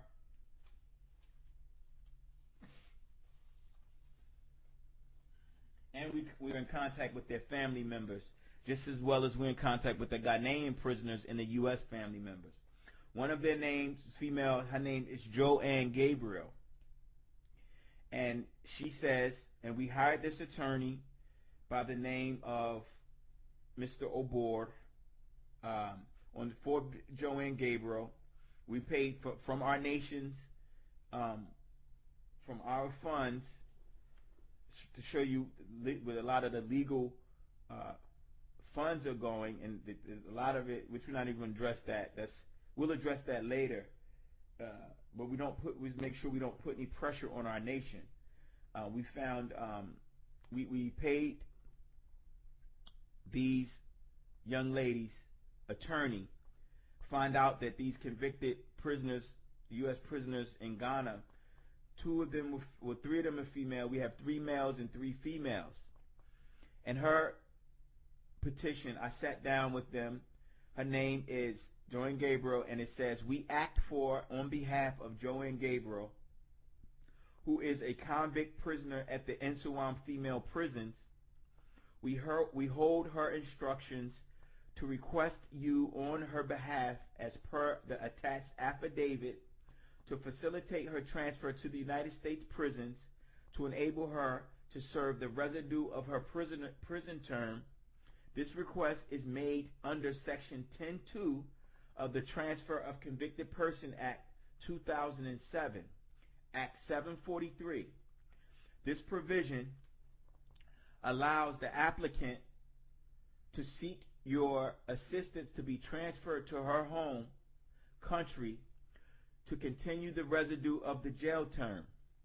As solicitors for the applicant herein, we humbly pray that you facilitate her transfer to the United States of America. We are counting on your assistance. Thank you. You are assigned solicitors for the applicant. And of course, she states she's an American citizen. When she was born, her arrest 2009, September 9th. She was convicted on 2011 for narcotics offenses. She's living in Nsawam prison. She's been jailed for 10 years. And she wishes to be transferred to her home country. And that she's informing her, the courts of her consent to be transferred. So pardon me, my attention is being okay. She's informing the government to the consent of her transfer. So we have this one, and all of the other ones read the same. Another one application is from a petition is from Carmelo Tony, and the other petition is from Abner Serwa. So there you have it, family. We have, and the other guys, those petitions are not in front of me. They're on my computer. I never printed those out. But those, we have the men as well. Or they're not in this folder. I printed them out, but they're not in this folder. So we have the 3 females and 3 men. And all 3 of them petitioned to the Ghanaian government and the U.S. So this, because of our work communicating with these prisoners, we encouraged them to petition. They were all in agreement. The lawyers were hired for the agreement. We contacted Ghanaian prisoners Not only did we contact Ghanaian prisoners in the U.S., we've contacted hundreds of African nationals that requested the same thing, and the brothers that are part of our lodge that have committed to the work of communicating. I didn't personally do it myself. It was an initiated project to get the petitions to make sure that we had the supporting documents and all for the governments to engage without any unnecessary pressure. We figured that the pressure of one person petitioning, if we added the other petitioners as well, that it will affect in the international community as a joint effort and a unified effort, it will go smoothly. So this is where we are with that, and I hope that you are well informed and understand clearly the objective of our petition and objective of the transfer, and the long work, hard work and hours that it took to get to this point where, as we established before, that the years prior to this, we read a letter from the Ghanaian government, and we'll go over it again. Well, in a few minutes, 8 minutes, we'll be playing the chants. But the Ghanaian government did acknowledge our father as a Ghanaian lineage, and they accepted the duty to effectively assist him, as we read right here, letter dated April 9th from the Attorney General Department of the Ghanaian government. Ghana seeks, as it states, like all other states, seeks to guard and protect all its citizens, both within and outside its boundaries. It says Dr. Malachi York has asserted that he is a Ghanaian. However, the mere assertion is not enough to verify his citizenship. We need further particulars, which we did. We gave them the particulars, and this is what the long process was, giving the government the particulars that they needed to confirm and move on his behalf as an entire government. They acknowledged that giving them these further particulars, it will provide a foundation which Ghana could make a legal representation to the United States government on the behalf of Dr. Malachi York. Again, having gone through the request, it is not too clear whether Dr. York seeks to be transferred to Ghana as a prisoner to serve out the rest of his sentence in Ghana. This should be stated clearly if that is his position, and it was stated clearly that is his position. Ghana does not presently have a prisoner transfer agreement with the United States of America. Our Prisoner Transfer Act mandates the existence of a bilateral agreement. And this was in 2009. Once we recognized that they did need a bilateral agreement, then that's when we began to initiate the bilateral agreement. And it took several departments of their government for this treaty request to move through. And one department was the Ministry of Foreign Affairs. And the Foreign Affairs eventually did concede to the request, and it was acknowledged in a letter on February 25th, 2012. So it actually took about 2 years for it to move from the Ministry of Foreign Affairs to the Ministries of Justice.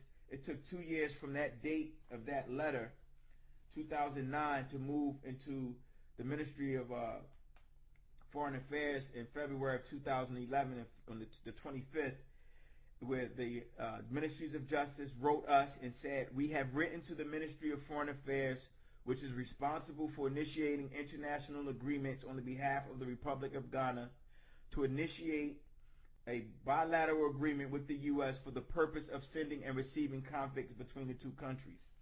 Once the Ministry of Foreign Affairs acknowledged that the government was in agreement with the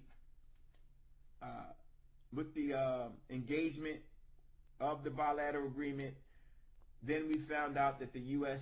didn't engage, that they would engage only if Ghana engaged in the treaty of the Treaty 112, which is a part of the Council of Europe. So from then, we got the supporting documents, of course, which we just read from the Ghanaian petitioners in the U.S.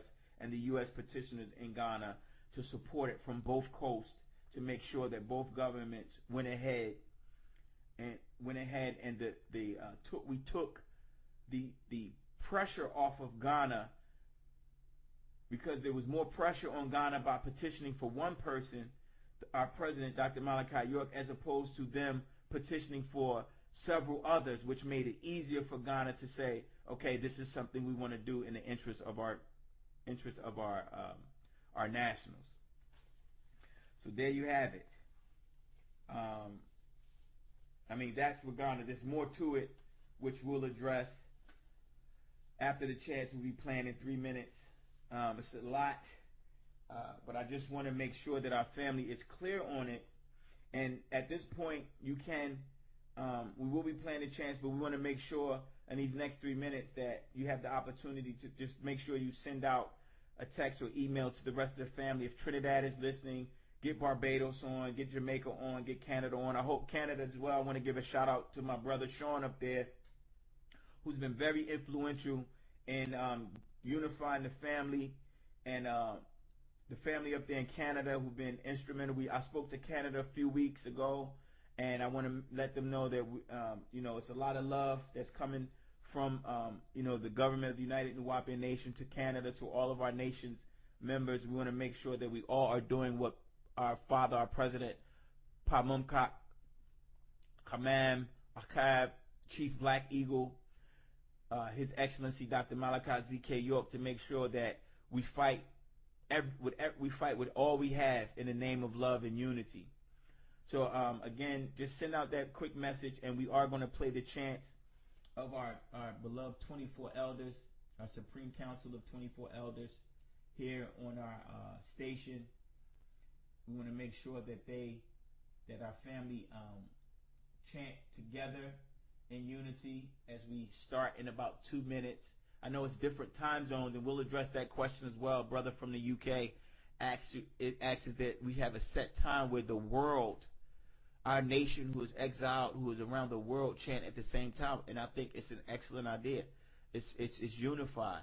The power of that chant and our tones vibrating throughout the universe, causing our ancestors in several abodes, and in the spiritual abode, they can hear us tuned in, and toned together, where we are chanting the chants that Pamanzal gave us. So we'll be starting Pa Ranumat, together with love and unity. As we continue this legal update, we'll continue afterwards, and to continue with Ghana, and we'll recap the United Nations visit, the UN visit. So make sure you get everyone involved that missed Thursday and Friday. We'll recap as long as we need to, as long as y'all want to listen. We can build and fill everyone's hearts and minds up with where we are, so you can see visually and clearly our Father's freedom, and know whatever angle he's coming out, that his freedom is inevitable. All right, so enjoy the chants, and let's put our spiritual powers and nine mind at work. Wow, that was wonderful. It's always great. The energy around the world is felt at our chants. Pa Ranomat.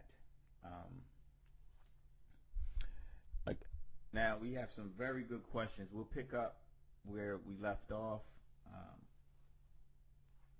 I'm just enjoying that unity right there. It was just a good feeling to know that people worldwide were chanting together, our nation unified, and it's time for that. It's really time.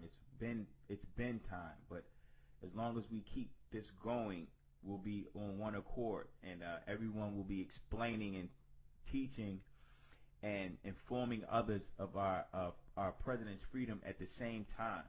We'll be all on the same page, with the same visualization in our mind's eye, and it's clear to everyone. And I think this is at this time, it's inevitable that we have to do this if we are to accomplish freeing him. We have to do it. It's just without a choice. So let's look at it as without a choice and make sure that we accomplish it. We got some quite a few people friended me on Facebook.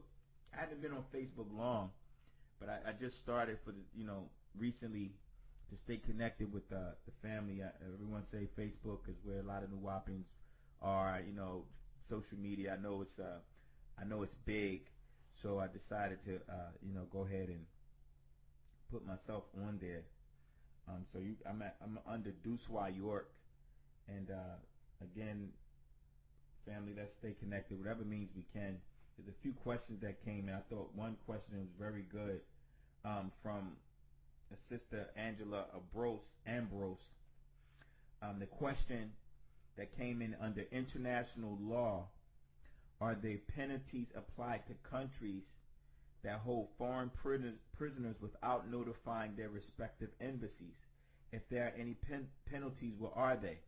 Now, what's interesting is that I think you're seeing what initially we all saw once we found out that. And I'm going to tell you how it started, because we expressed it before, but I'm not sure how clear it was to everyone that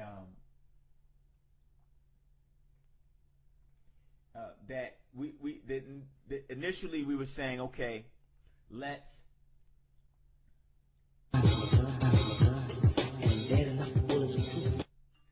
initially, sorry, the music came on. Initially, the request, when we decided to get the support of Ghanaians, because we knew that the prisoner transfer, we wanted to support Ghana and not put them on a spot with just having to commit to the international community that they wanted to engage in this treaty with just one prisoner. So I decided, well, let's get other Ghanaian prisoners involved so it would assist Ghana. And that, of course, that makes sense. So they can present, like, listen, we have 10, 20, 30 Ghanaians in the U.S. that we would like to transfer, inclusive, of course, where our president is definitely first on the list, because he was the one initiating. We were the one initiating it through him. He was the first Ghanaian that even came to the U.S., Ghanaian descendant, that even presented his petition to the U.S., to Ghana. So it's really everything that we're doing is precedence. It's creating precedence in the international community. So, we said, okay, well, let's make sure that we do our part in helping Ghana in doing the research and finding out where these Ghanaian prisoners were. We found out there's a Ghanaian prisoner who was accused of rape in California. You can look his case up, and he got a certain amount of time, and he had people who were supporting him in efforts. But I don't think the idea of the transfer really took off. I don't know why no one looked into it, but we did, and Ghana acknowledged, like, okay, this is our first request, and it'll be good. The Ghanaian government expressed that the U.S. did come to them before, but at the time Ghana wasn't ready for the transfer. So, but now, once Dr. Malachi York, our president-chief, Mumkak, came forth and with what his legal team did, then so we said, okay, let's contact Ghanaians. And what we found out that there were other African prisoners. A lot of them. Excuse me. Something's in my throat. A lot of them. A lot of African nationals just. We had the list. We requested the list, and they were sending us other African nationals. And we were writing them and contacted them, and they were like, yeah, my rights been violated. I haven't talked to my embassy. And what in international law, to answer the sister's question, in international law and the Geneva Convention of Diplomatic Relations, that there is an international law that requires any state, any country, state, that incarcerates foreign nationals, that they immediately have to contact their descending country of the imprisonment of one of their nationals. Because what happens is that country can assist that prisoner in various ways. And actually, I was about to read one of the petition that we got together once we found out that all of these foreign nationals were Africans, especially, a vast amount of discrimination in the judicial system in reference to foreign nationals. There were Somalians, Libyans, and an amazing amount of Liberians, and we have at least 15 Liberians that have contacted us that has said, yeah, definitely, I would love to for Liberia to engage in a prisoner transfer, which brought in another angle, because what Liberia has to recognize and realize is that because the U.S.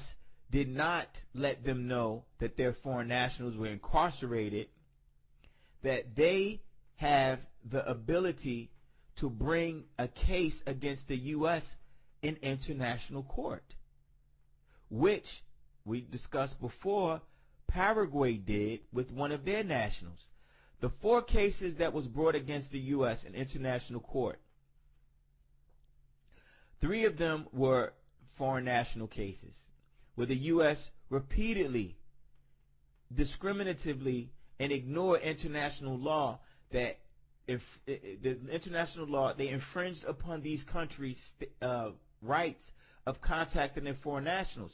Now, when you don't contact their foreign nationals, when these prisoners go to trial or convicted because of the distance, the cultural distinctiveness, the cultural differences, the legal differences, meaning the legalities of the case, the laws of this country may be totally different from the laws of another country, of the foreign national. That foreign national may be accustomed to the laws of his country, and he may be ignorant of all the laws of the United States.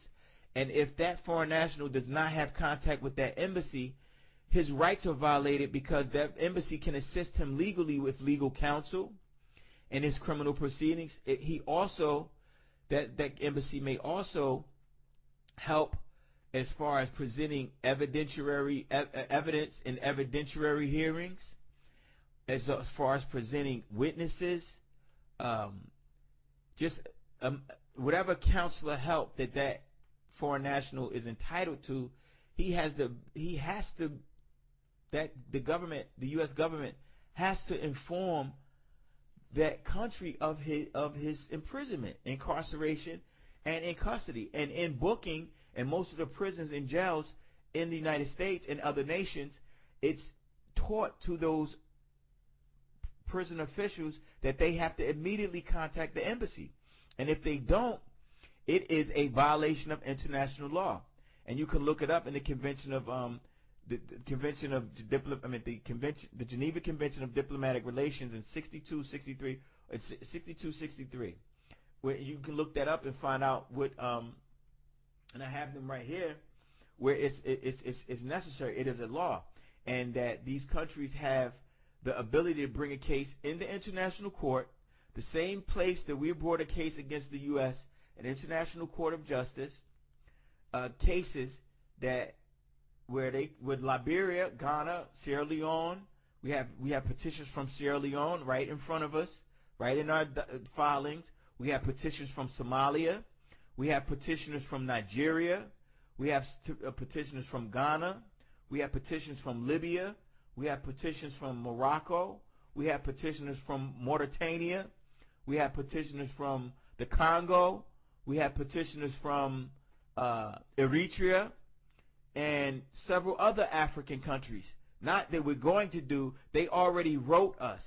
We have the same petition we just read to you from a Ghanaian.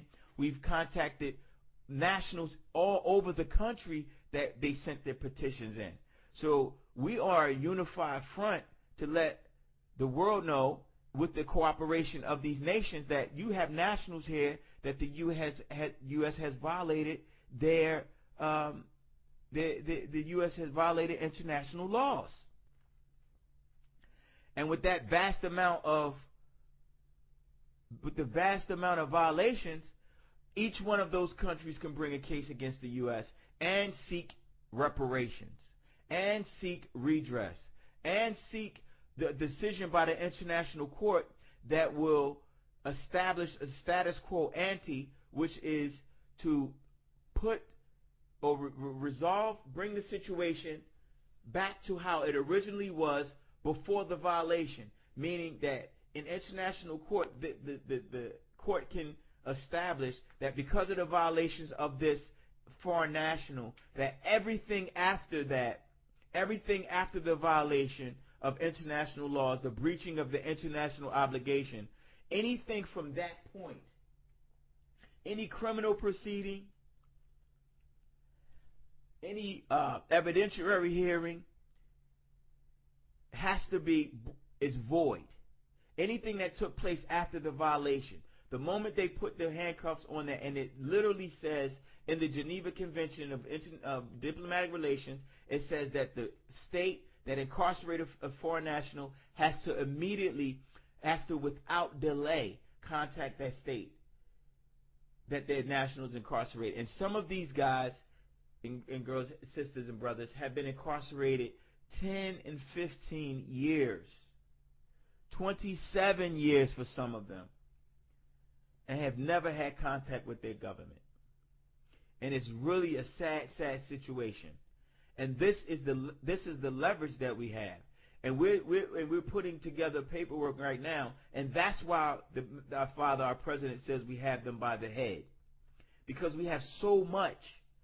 This is incumbent that we have to stay involved in communicating and support in this fight, because we have so much against them that they cannot get around what we're doing. Liberia can bring. We have Liberia. What's this Liberian? There's a Liberian. What is his name? A petitioner. I had it in front of me. I hope I didn't make.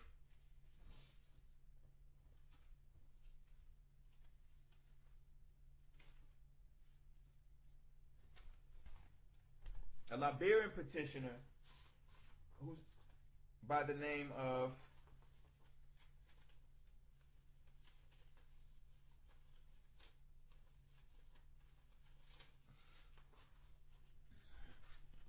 hold on, please.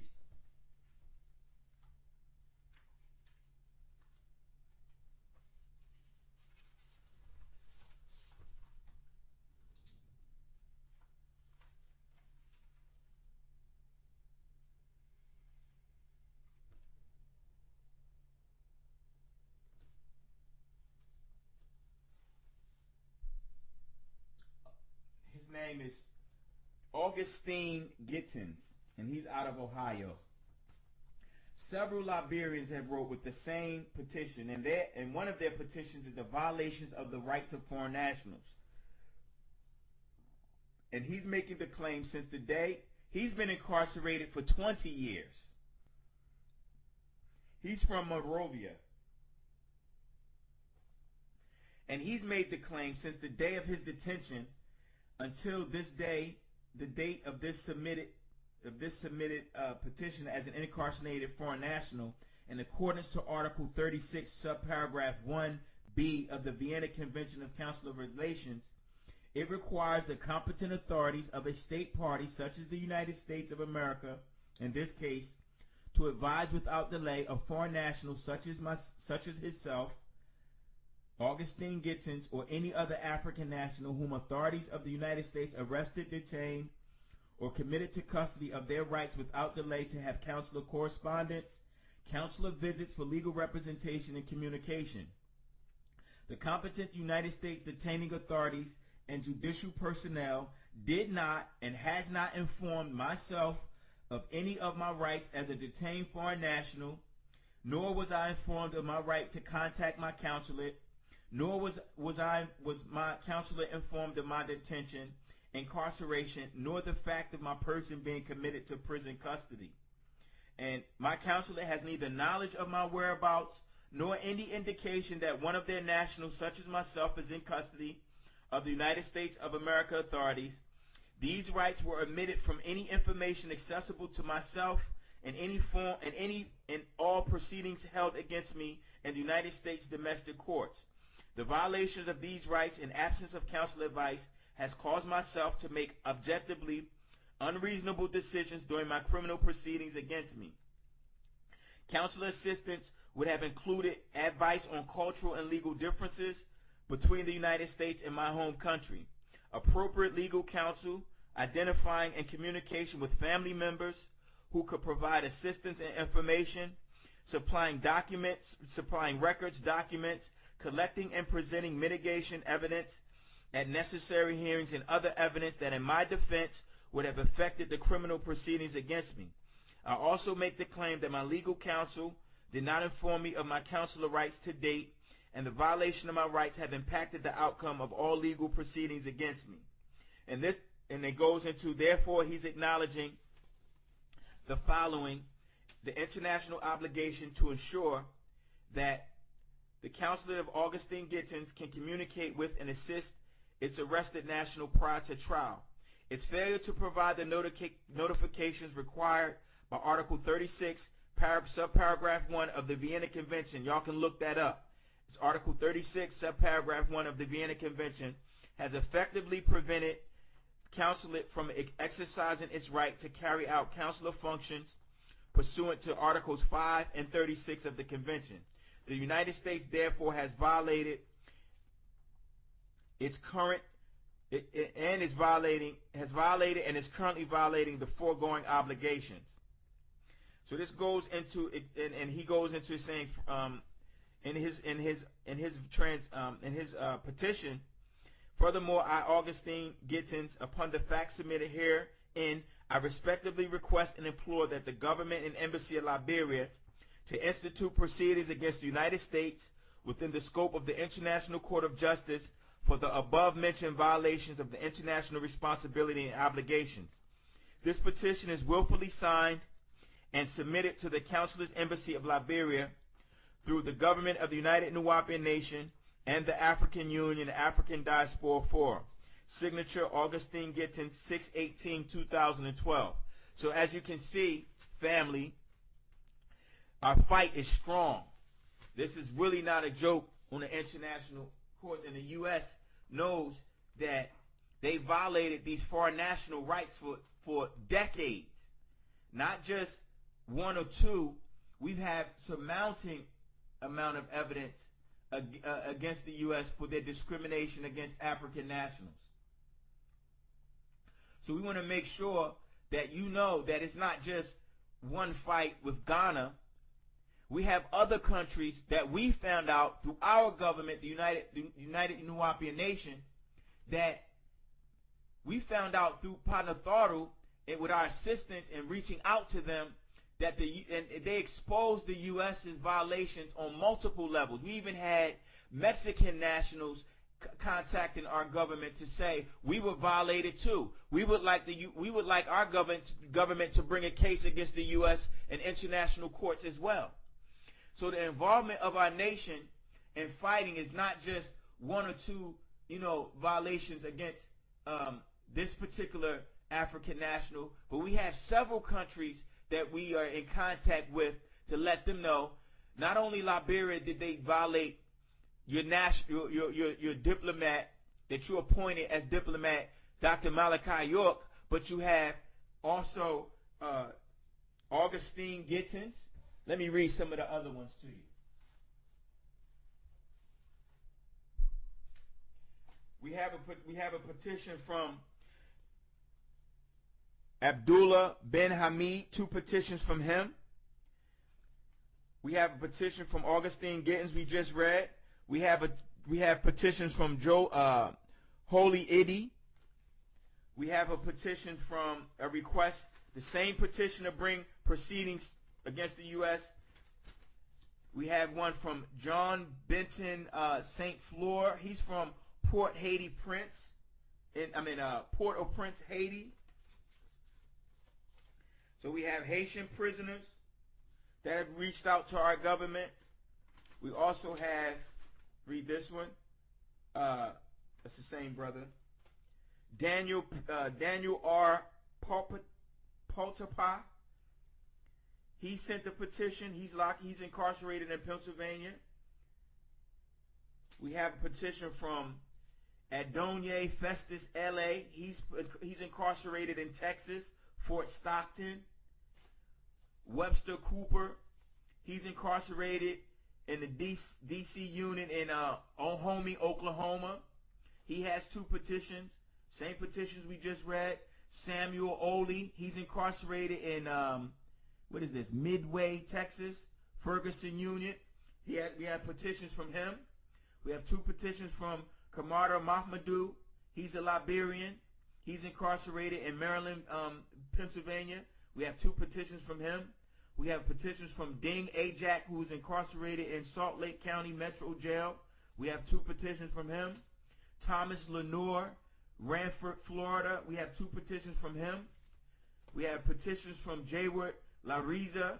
He's incarcerated in Avon Park Correctional Institution. We have 2 petitions from him.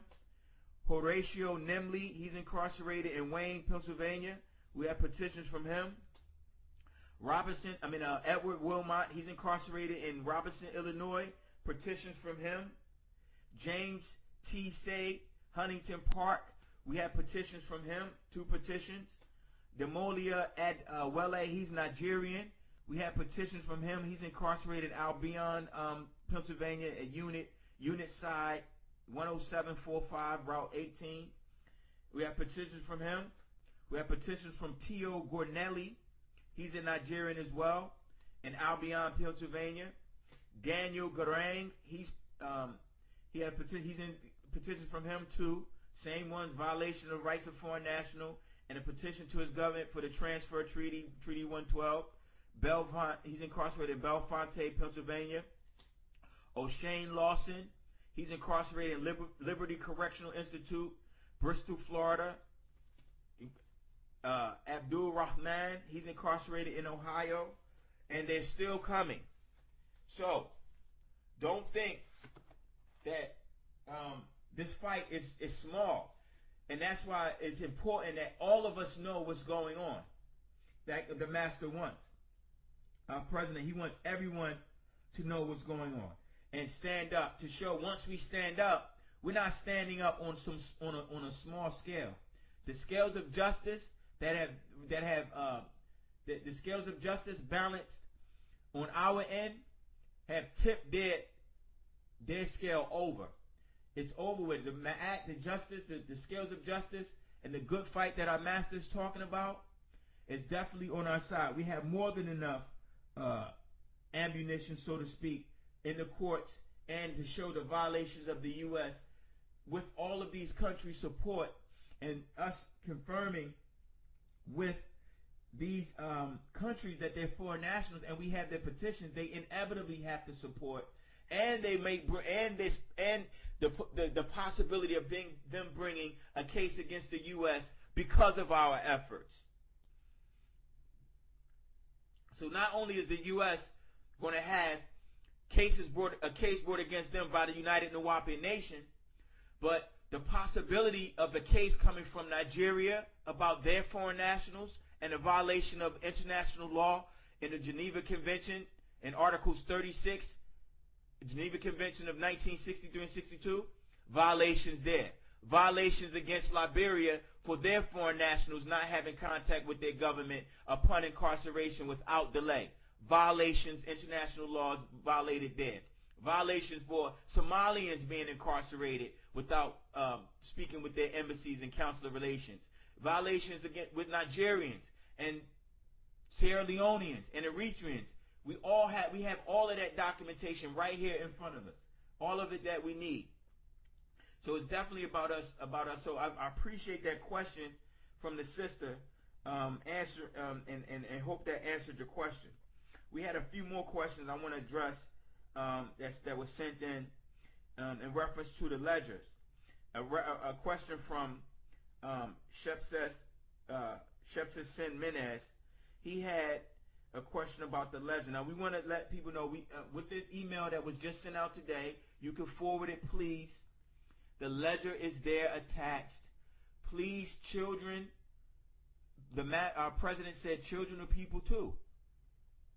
Initially, the update said 13 and above, but he corrected it and said no, children as well. So if you do have children, just they're to sign the ledger. They can sign their name and help assist them in putting their name down there. I'm sure most children at a certain age, that's the first thing they learn, to sign their name. Explain to them that what they're signing to, because the laws of their nations is a certain age, but our nation is children of people too, and they need to. The world needs to know that these children are victims as well, and they have acknowledged their president, sitting president, constitutionally seated president, and that he needs to be amongst his nation. So if you don't worry about notarizing.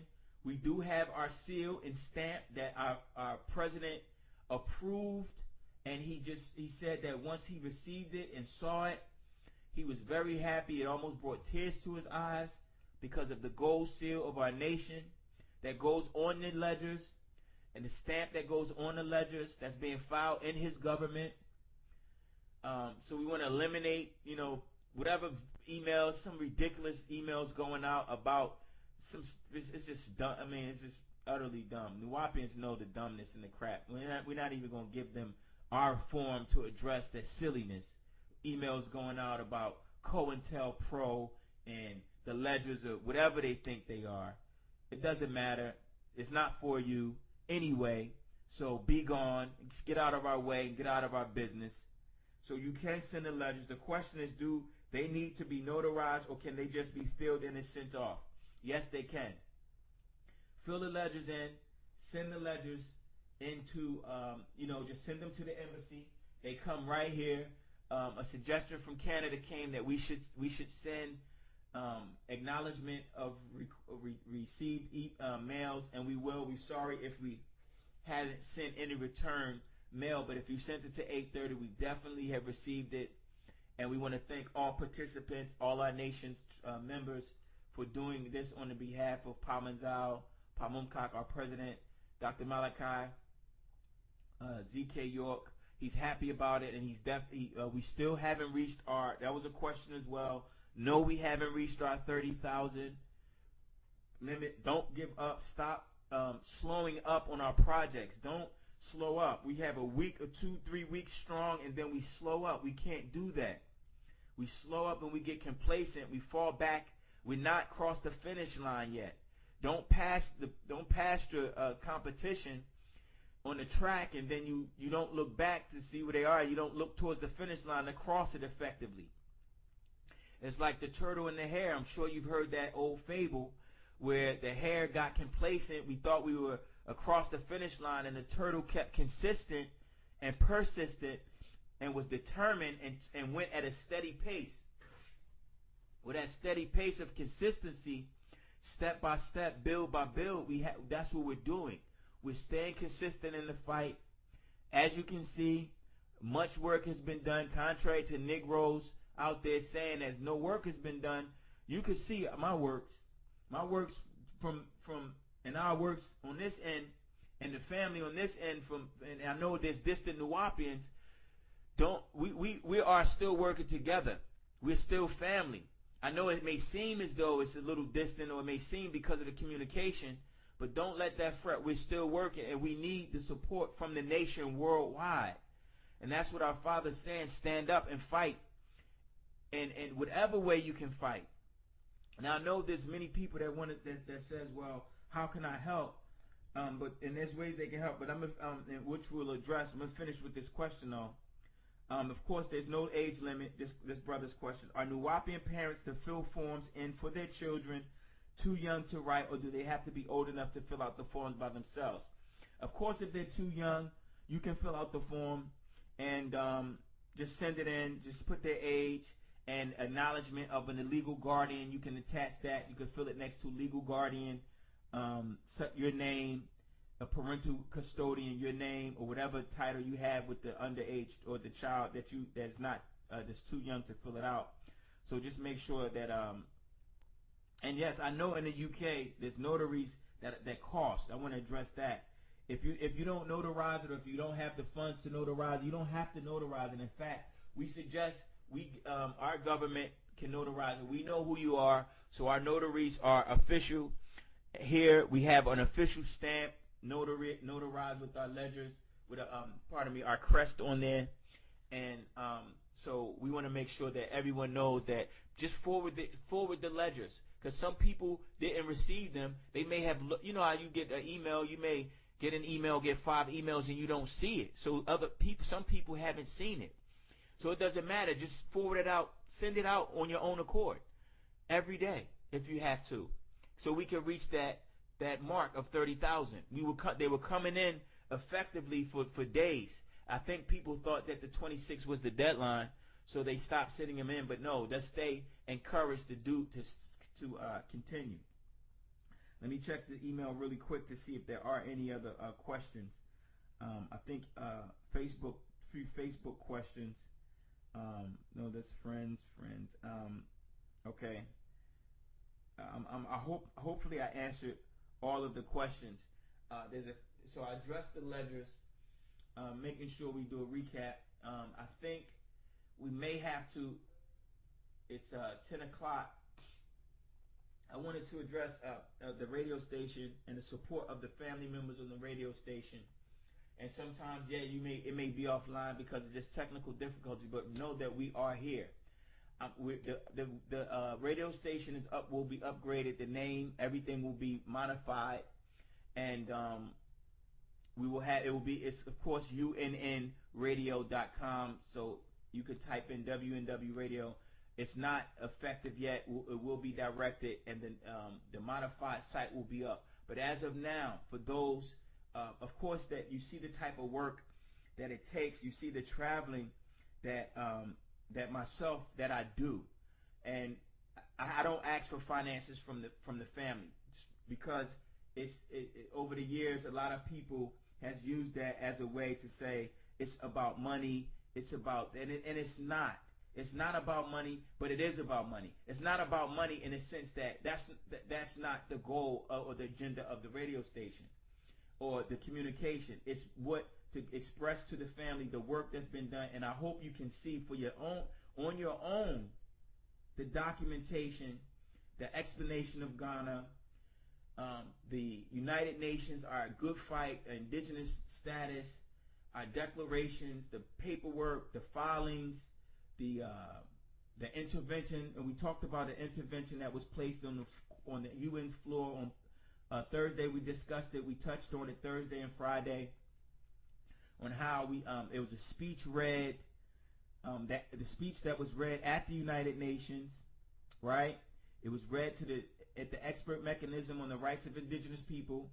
There was a speech read on the behalf of our president and expressed on the behalf of the Yamasee tribe of Native American Wichita, Mound Builder, Shoshone Creek Nation, and the violations of the U.S. against us, the forcible transferring of our tribe off of our land. We had all of those. That was read at the floor, and it was just the effect of it. It caused a lot of nations to address us after the session was over. They got information from us. They wanted to look into the case. They wanted to publish the speech. They wanted to follow up on what was going on in the as far as the next step and what we planned on doing. We were the only dark-skinned original indigenous people up there. A lot of the Caucasus mixed seed really who claim indigenous were really trying to perpetrate their status but benefit from the indigenous people's status in the international community. In other words, of course, the Caucasus and him tying into the vine and trying to supplant the indigenous people all over the world and pass themselves as the originals, which he always does. And it was definitely evident when we walked into room 23 at the UN headquarters in Geneva, and we walked in and we saw all of these Caucasians sitting there claiming to be indigenous. And I'm sitting there, outside of the African indigenous, we had one or two brothers from the Congo who were there representing the Thai tribes of the Congolese families, indigenous tribes who are being destroyed. Their culture is being destroyed as well because of forestation and marginalization of the government, eliminating and forcibly causing the indigenous people to assimilate. So there were one or two, but the majority of, I say 99% of the people are really Caucasus. They were just Caucasus. They're perpetrators. So their fight was not effective because you had the two forces within them, the small amount of indigenous blood. They weren't fighting as the Yamasee fought. You have to remember the Yamasee fought in 1715.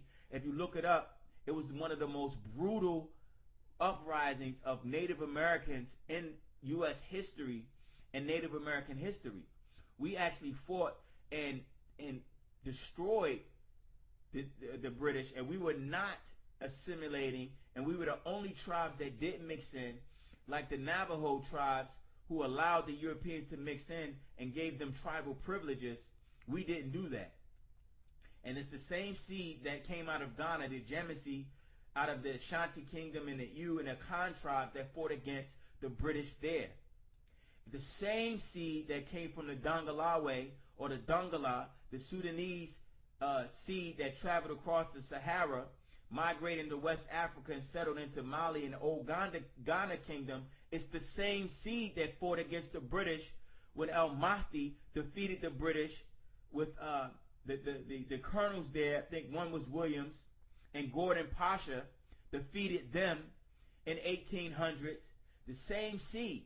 So with that same bloodline that's fighting now.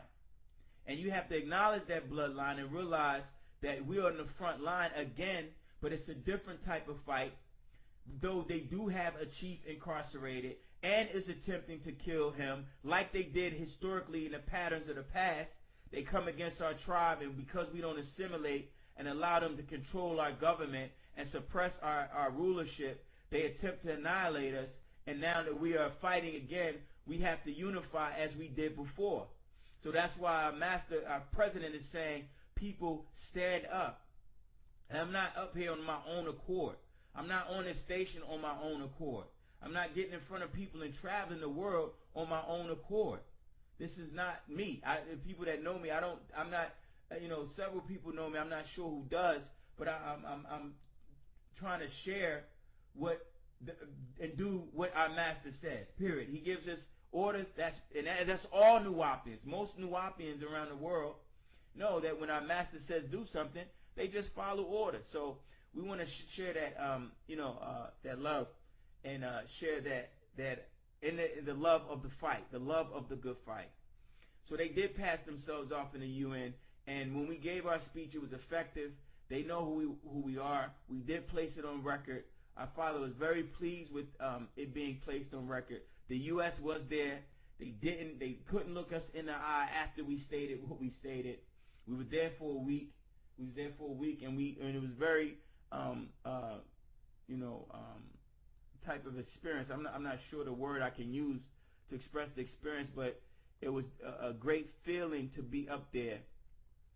And I was given the name Hawkeye. That's my tribal native name, Hawkeye. Master said that's the name he gave me, and I take it with honor. And to be able to see what's going on and rub shoulders in the international community. And of course, we did pass out books there, so there are Nuwaupians made in the UN now, and we have connections there. And it's just continuing the fight and moving forward. I don't want to get long-winded. It's been about 3 hours. I'm just going out my way to make sure that the family is well informed. And I hope that I'm doing the best job that I can. People have said it, and I appreciate the support. If you do want to support in any kind of way, on our station, we will be uploading. Now, there's been requests from the family about the classes. There's a lot of classes. Family, please pay attention to this. There's a lot of classes that our father laid out that you may find online, but they're scattered, that he taught that people don't have access to. Actually, there's hundreds of classes that people don't have access to. And worldwide, such as the Set the Record Straight series, our own Yamasee Constitution. We were already here. These are classes that came out in the 90s and in the early 2000s. We had classes. I will read some of those classes to you that we do have available. I don't know if y'all know this on this station. As you can see, this of course, everything is moving to the digital and downloading. So what we made available on this site, and we'll be making more of them available. There's several, like for instance, Our Constitution was done in 97. That was a class in 1997. We have classes, The Man the Bible God Feared, Your Rights, Who Are the Real Caucasians, Bible Stories, How Can I Prove the Most High Existence, Hit My Initiation, Set the Record Straight. Now this was a whole series of classes, Factology versus Theology, that will be made available to the family. And they can be downloaded in the download section. And then when you go to the download section of the site, it's no cost to go to the download section. You'll see a few classes that's been posted. But there'll be actually eventually close to 300 classes that's going to be available.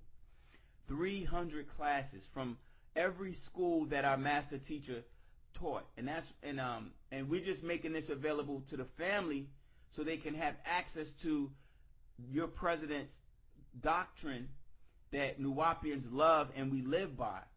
And a lot of the affirmation where you hear it from his mouth about your sovereignty, our sovereignty, how we will eventually go to the international courts, how we will have to stand up, and he tells us don't punk out.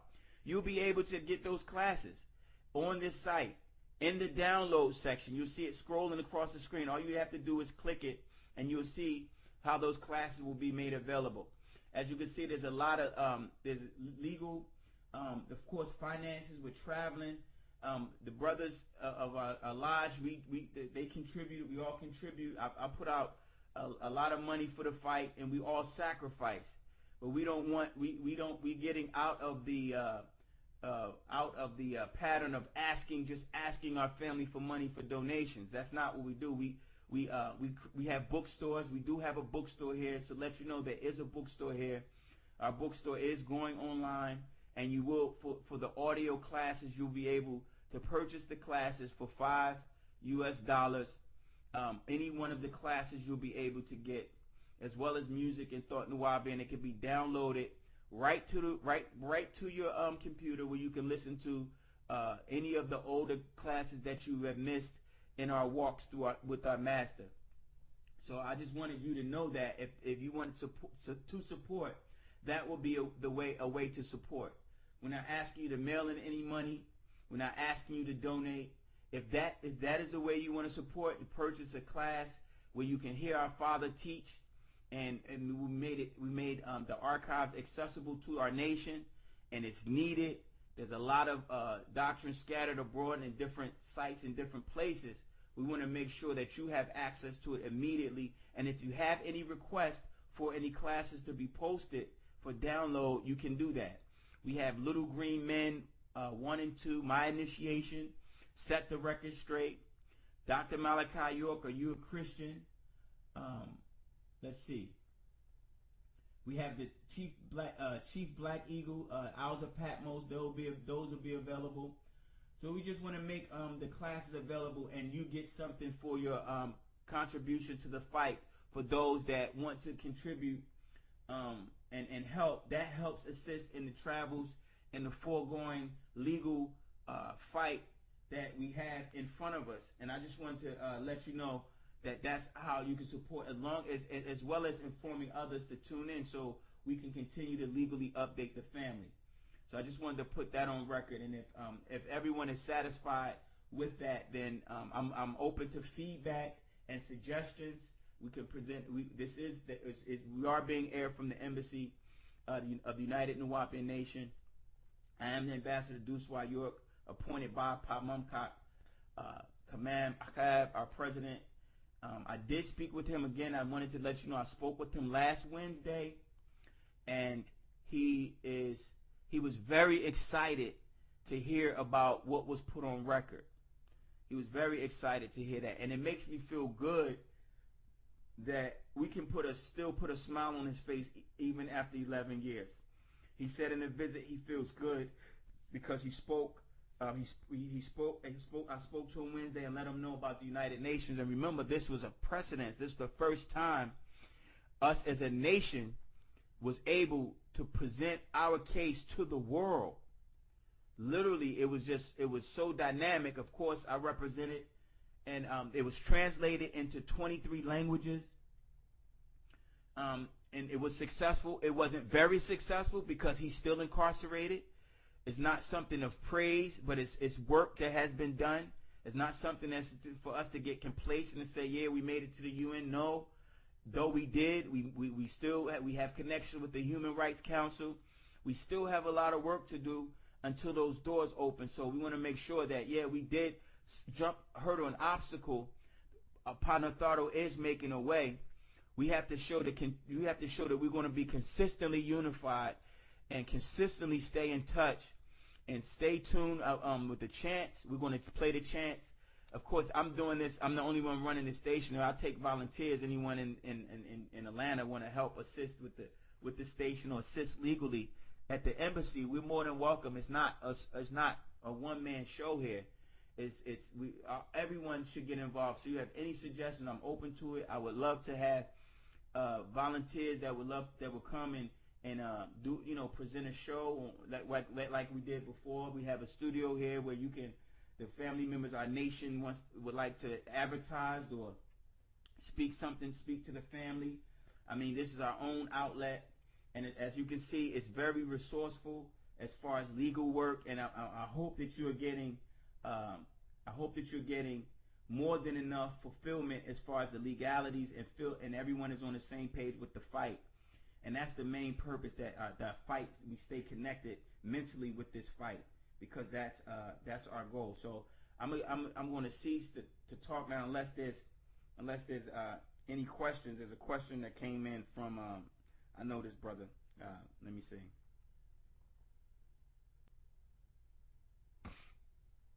Right. Okay. That was a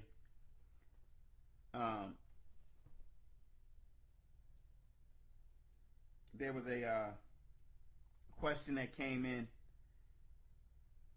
There was a question that came in, or a statement more so. If we don't get 30,000 ledgers, the proof, yes.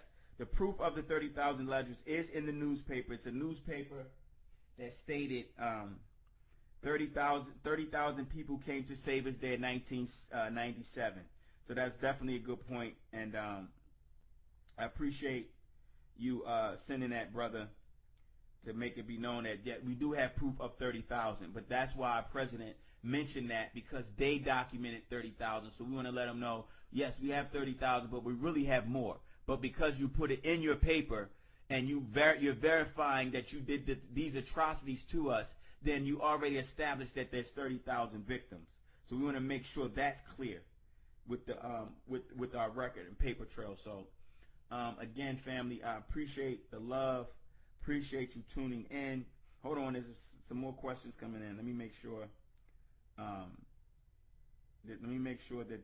I'm not missing anyone or anything that I need to address, that we can address now.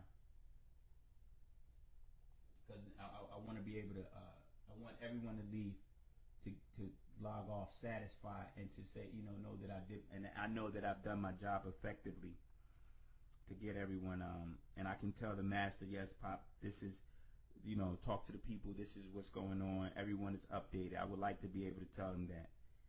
So, of course, there's no questions coming in. So, enjoy the night, the shadow. There will be classes being played tonight. A lot of the classes, and cultural music. Again, we apologize for the station going down yesterday. Sometimes it goes offline, not due to our issues. But if you find yourself tuning in and the class and the site is not on, please feel free to check an email or what have you. I'll definitely text or whatever. I'll definitely check and keep a tech support. I try to be different places, different times, but it's difficult. Again, family, we appreciate the love, the unity. Let's stay strong. Any documentation you want to contribute, send an email. Anything you find that can be effective and useful in the fight for Pamanzao, send an email. No matter where you are just as important as anyone. You're just as important as any one of us in the government. We are of a service. I want to emphasize that. I'm of a service, a servant to the nation. That's my job. I'm here to be of a service to all, and I would like to be used in that manner. If you need me for anything, for assistance as far as communication, questions, I'm up most of the night. I'm working most of the day on this. And so just let's all stay involved. And I appreciate the love and the concern. And let's get him out. Let's get him out immediately. Let's do what we need to do. Let's do it now, as he says. So again, I hate to leave and get off the air, but I am, and we can continue. Put our email out if y'all would like a class. And we want to go. We can have doctrine classes on here. We can have questions and answer class. We can have our program set back up. It's at your request. This is your station. And make sure you check out the downloads. There's classes that you may want to hear to help assist the master confirming the indigenous status for those that think it's something, is new. He goes into it much more in depth, as he is the Supreme Grand Master, and touches us with his tones and his great voice that charges all Nuwaupian souls worldwide. So again, I'm off the air. It's 10:15. Enjoy your shadow. I leave you in love and peace, and as a fellow brother and a fellow fighter in this mission. All right? Take care. Wadao.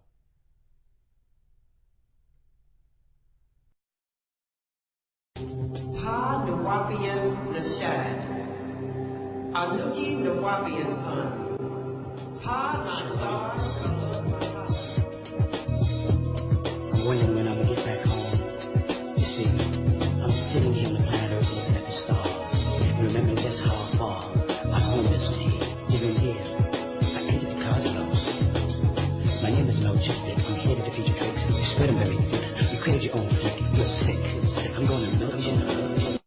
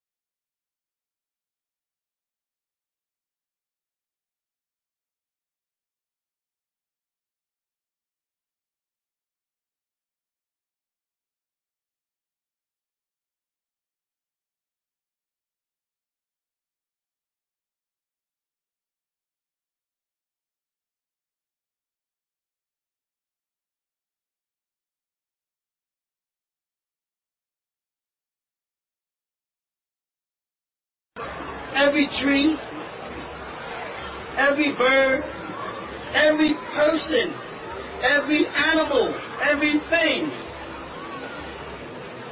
is what? No, it's not God. God is. It's not God. It's not. The bird is not God. But there would not be a bird if it wasn't for. You don't have to seek God. People say you must fall on your face and pray 5 times a day. If you don't fall on your face and don't pray 5 times a day, will God still be here? Yes. If you intend to do it, but can't do it because you can't bend your back, will God accept? Hatep, Yasar. We are live on WUNW Radio. We appreciate everyone tuning in.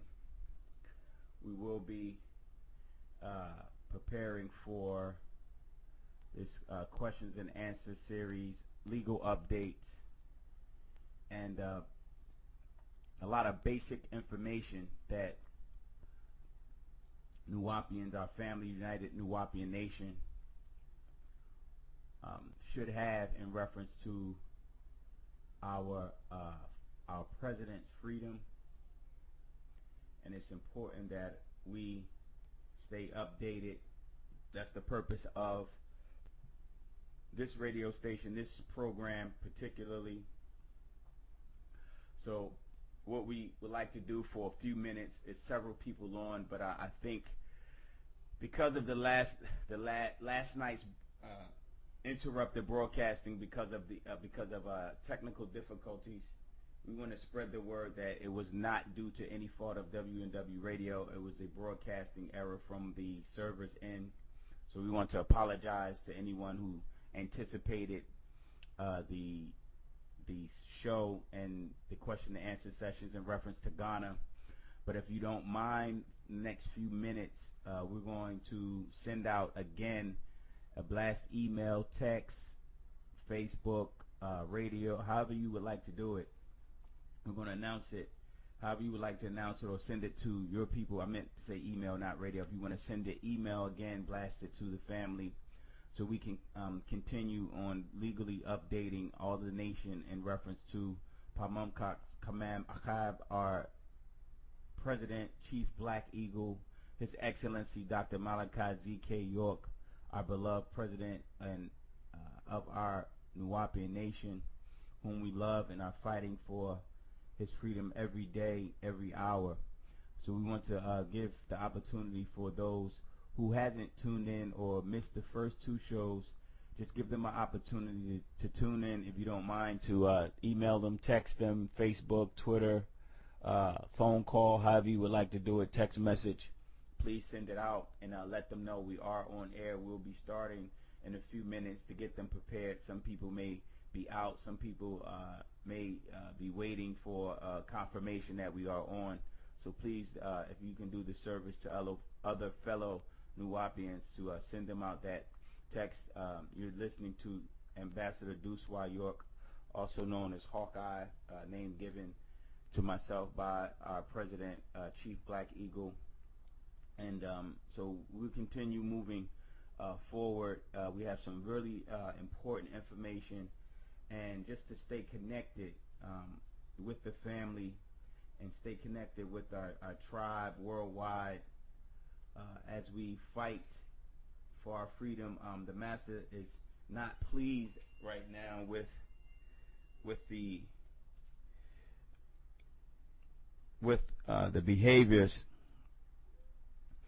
People are not. He's not pleased too much with the behaviors of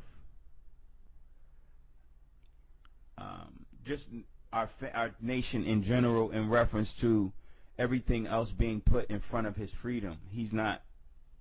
That's not something that he is appreciative. There's a sister that just text and email just text.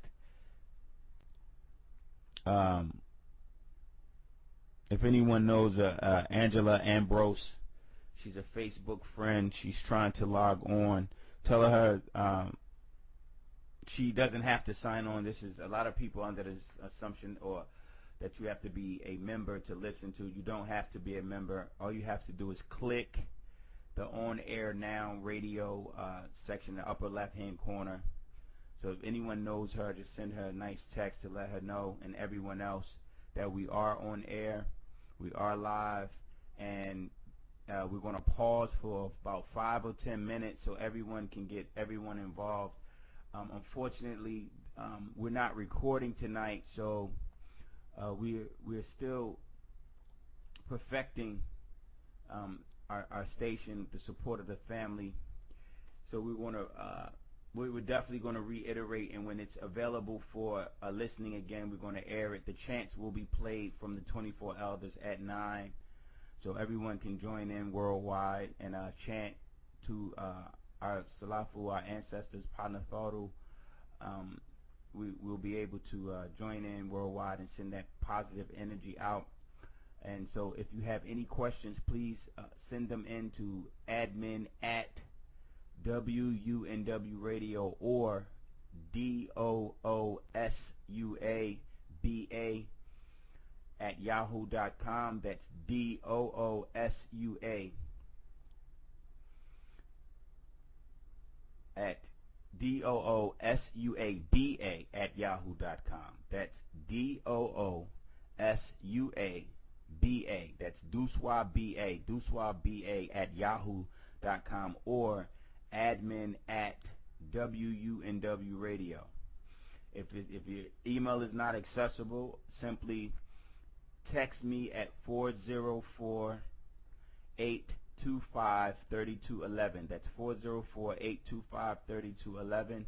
That's for immediate responses from the family. If you would like to say you're not hearing anything, or If you would like to let us know that the sound is down or a quick question you would like, just please do that. Let's stay involved. And we do have some updates from yesterday's visit, not much, but enough to set the record straight as far as our behaviors in our nation and our influence and movements. We would like definitely to let the family know that we have to put our father's freedom first. A lot of us are involved in other aspects of WUNW, but we're not involved in his freedom, and it's saddening because there's a lot of positive energy. Not saying that those are not priorities. They are. The language is priority. Our culture is priority. Our family is priority. Those are priorities in our life. But our main priority is to make sure that we free our father, or we have no future. And that has to be reiterated.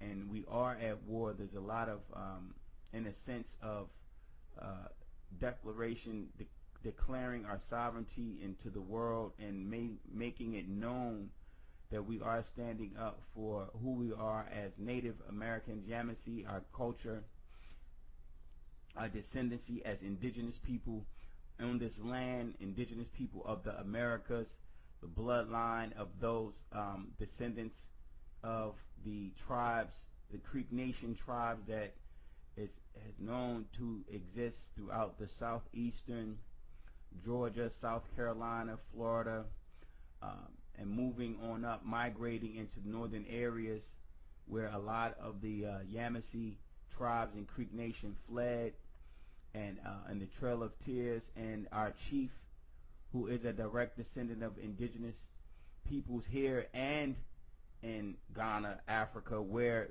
you will see the historical link between the Ghanaians of the beast. And we will accomplish this at the rate we're going, as long as we step up and make sure that we all stay unified with love.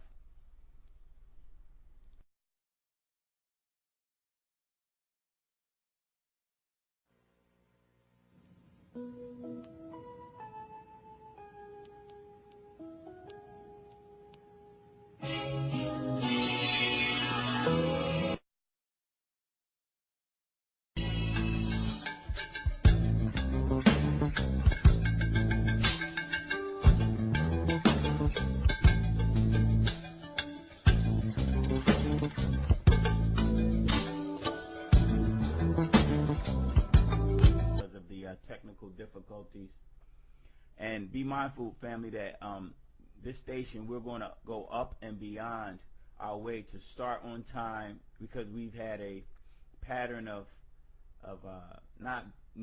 being known not to start on time, and technical difficulties and things of that nature. So we want to make sure we perfect our media outlets as to eliminate any frustrations on the behalf of for the people. We want to eliminate any frustrations that some people go out their way to tune in, etc. And we don't start on time. I know there's a lot of people who get, a lot of family members who are discouraged. So we don't want that to take place. We want to make sure that we are always on time and doing our due diligence to inform the people and update everyone, as the email said, legally, to update them on the legal aspects of our nation and our tribe, and make this a priority. Unfortunately, we're not, our behaviors as far as involving ourselves in our culture, WUNW, is a great thing. It's not unfortunate, it's a great thing. It is a great thing, but unfortunately it's not the top of our priority right now. And I think that needs to be emphasized, and it will be emphasized, that our masters, our fathers, our president's freedom is first and foremost. And that has to be driven home, because we love Patrak, we love the actual facts, we love the inexhaustible information, the unlimited doctrine that comes through our Father to us.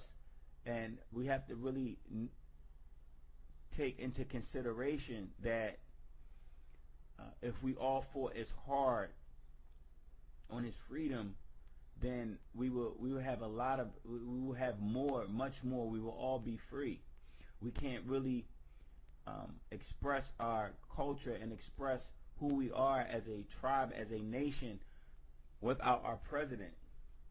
And we are looking at 2012, where Jamasi, which they do exist, you can look it up. We'll address that as well, and our father's bloodline stemming to Ghana back to the Dongolawe, who are the Sudanese, who also fought against the British in the 1800s, along with the Yamasee, who fought against the British in South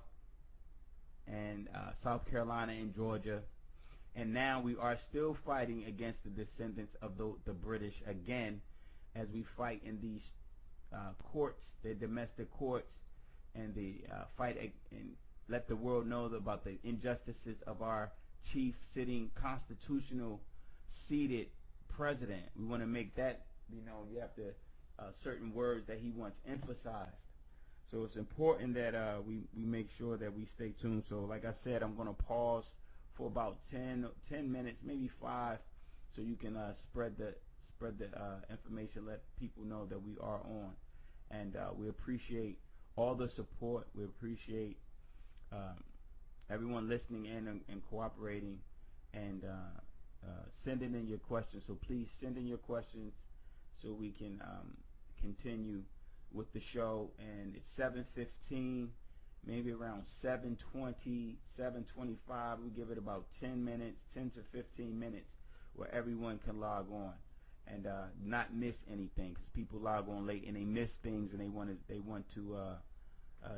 repeated and things of that nature. Well, it's a lot of information that comes through this radio station. There's a lot of legal documentation that's read. There's a lot of updates and a lot of information that a lot of the Nuwaupian Nation family just don't know, which causes a lot of us to create our own conclusions and fill in the blanks, which we erroneously do, and we do this. This is a pattern of people, and at times it can harm harm the facts, as opposed to waiting for the facts. It can harm your thinking and how we proceed, and it defeats the unity. So we want to make sure that everyone is unified by knowing exactly what's going on and answering all the questions.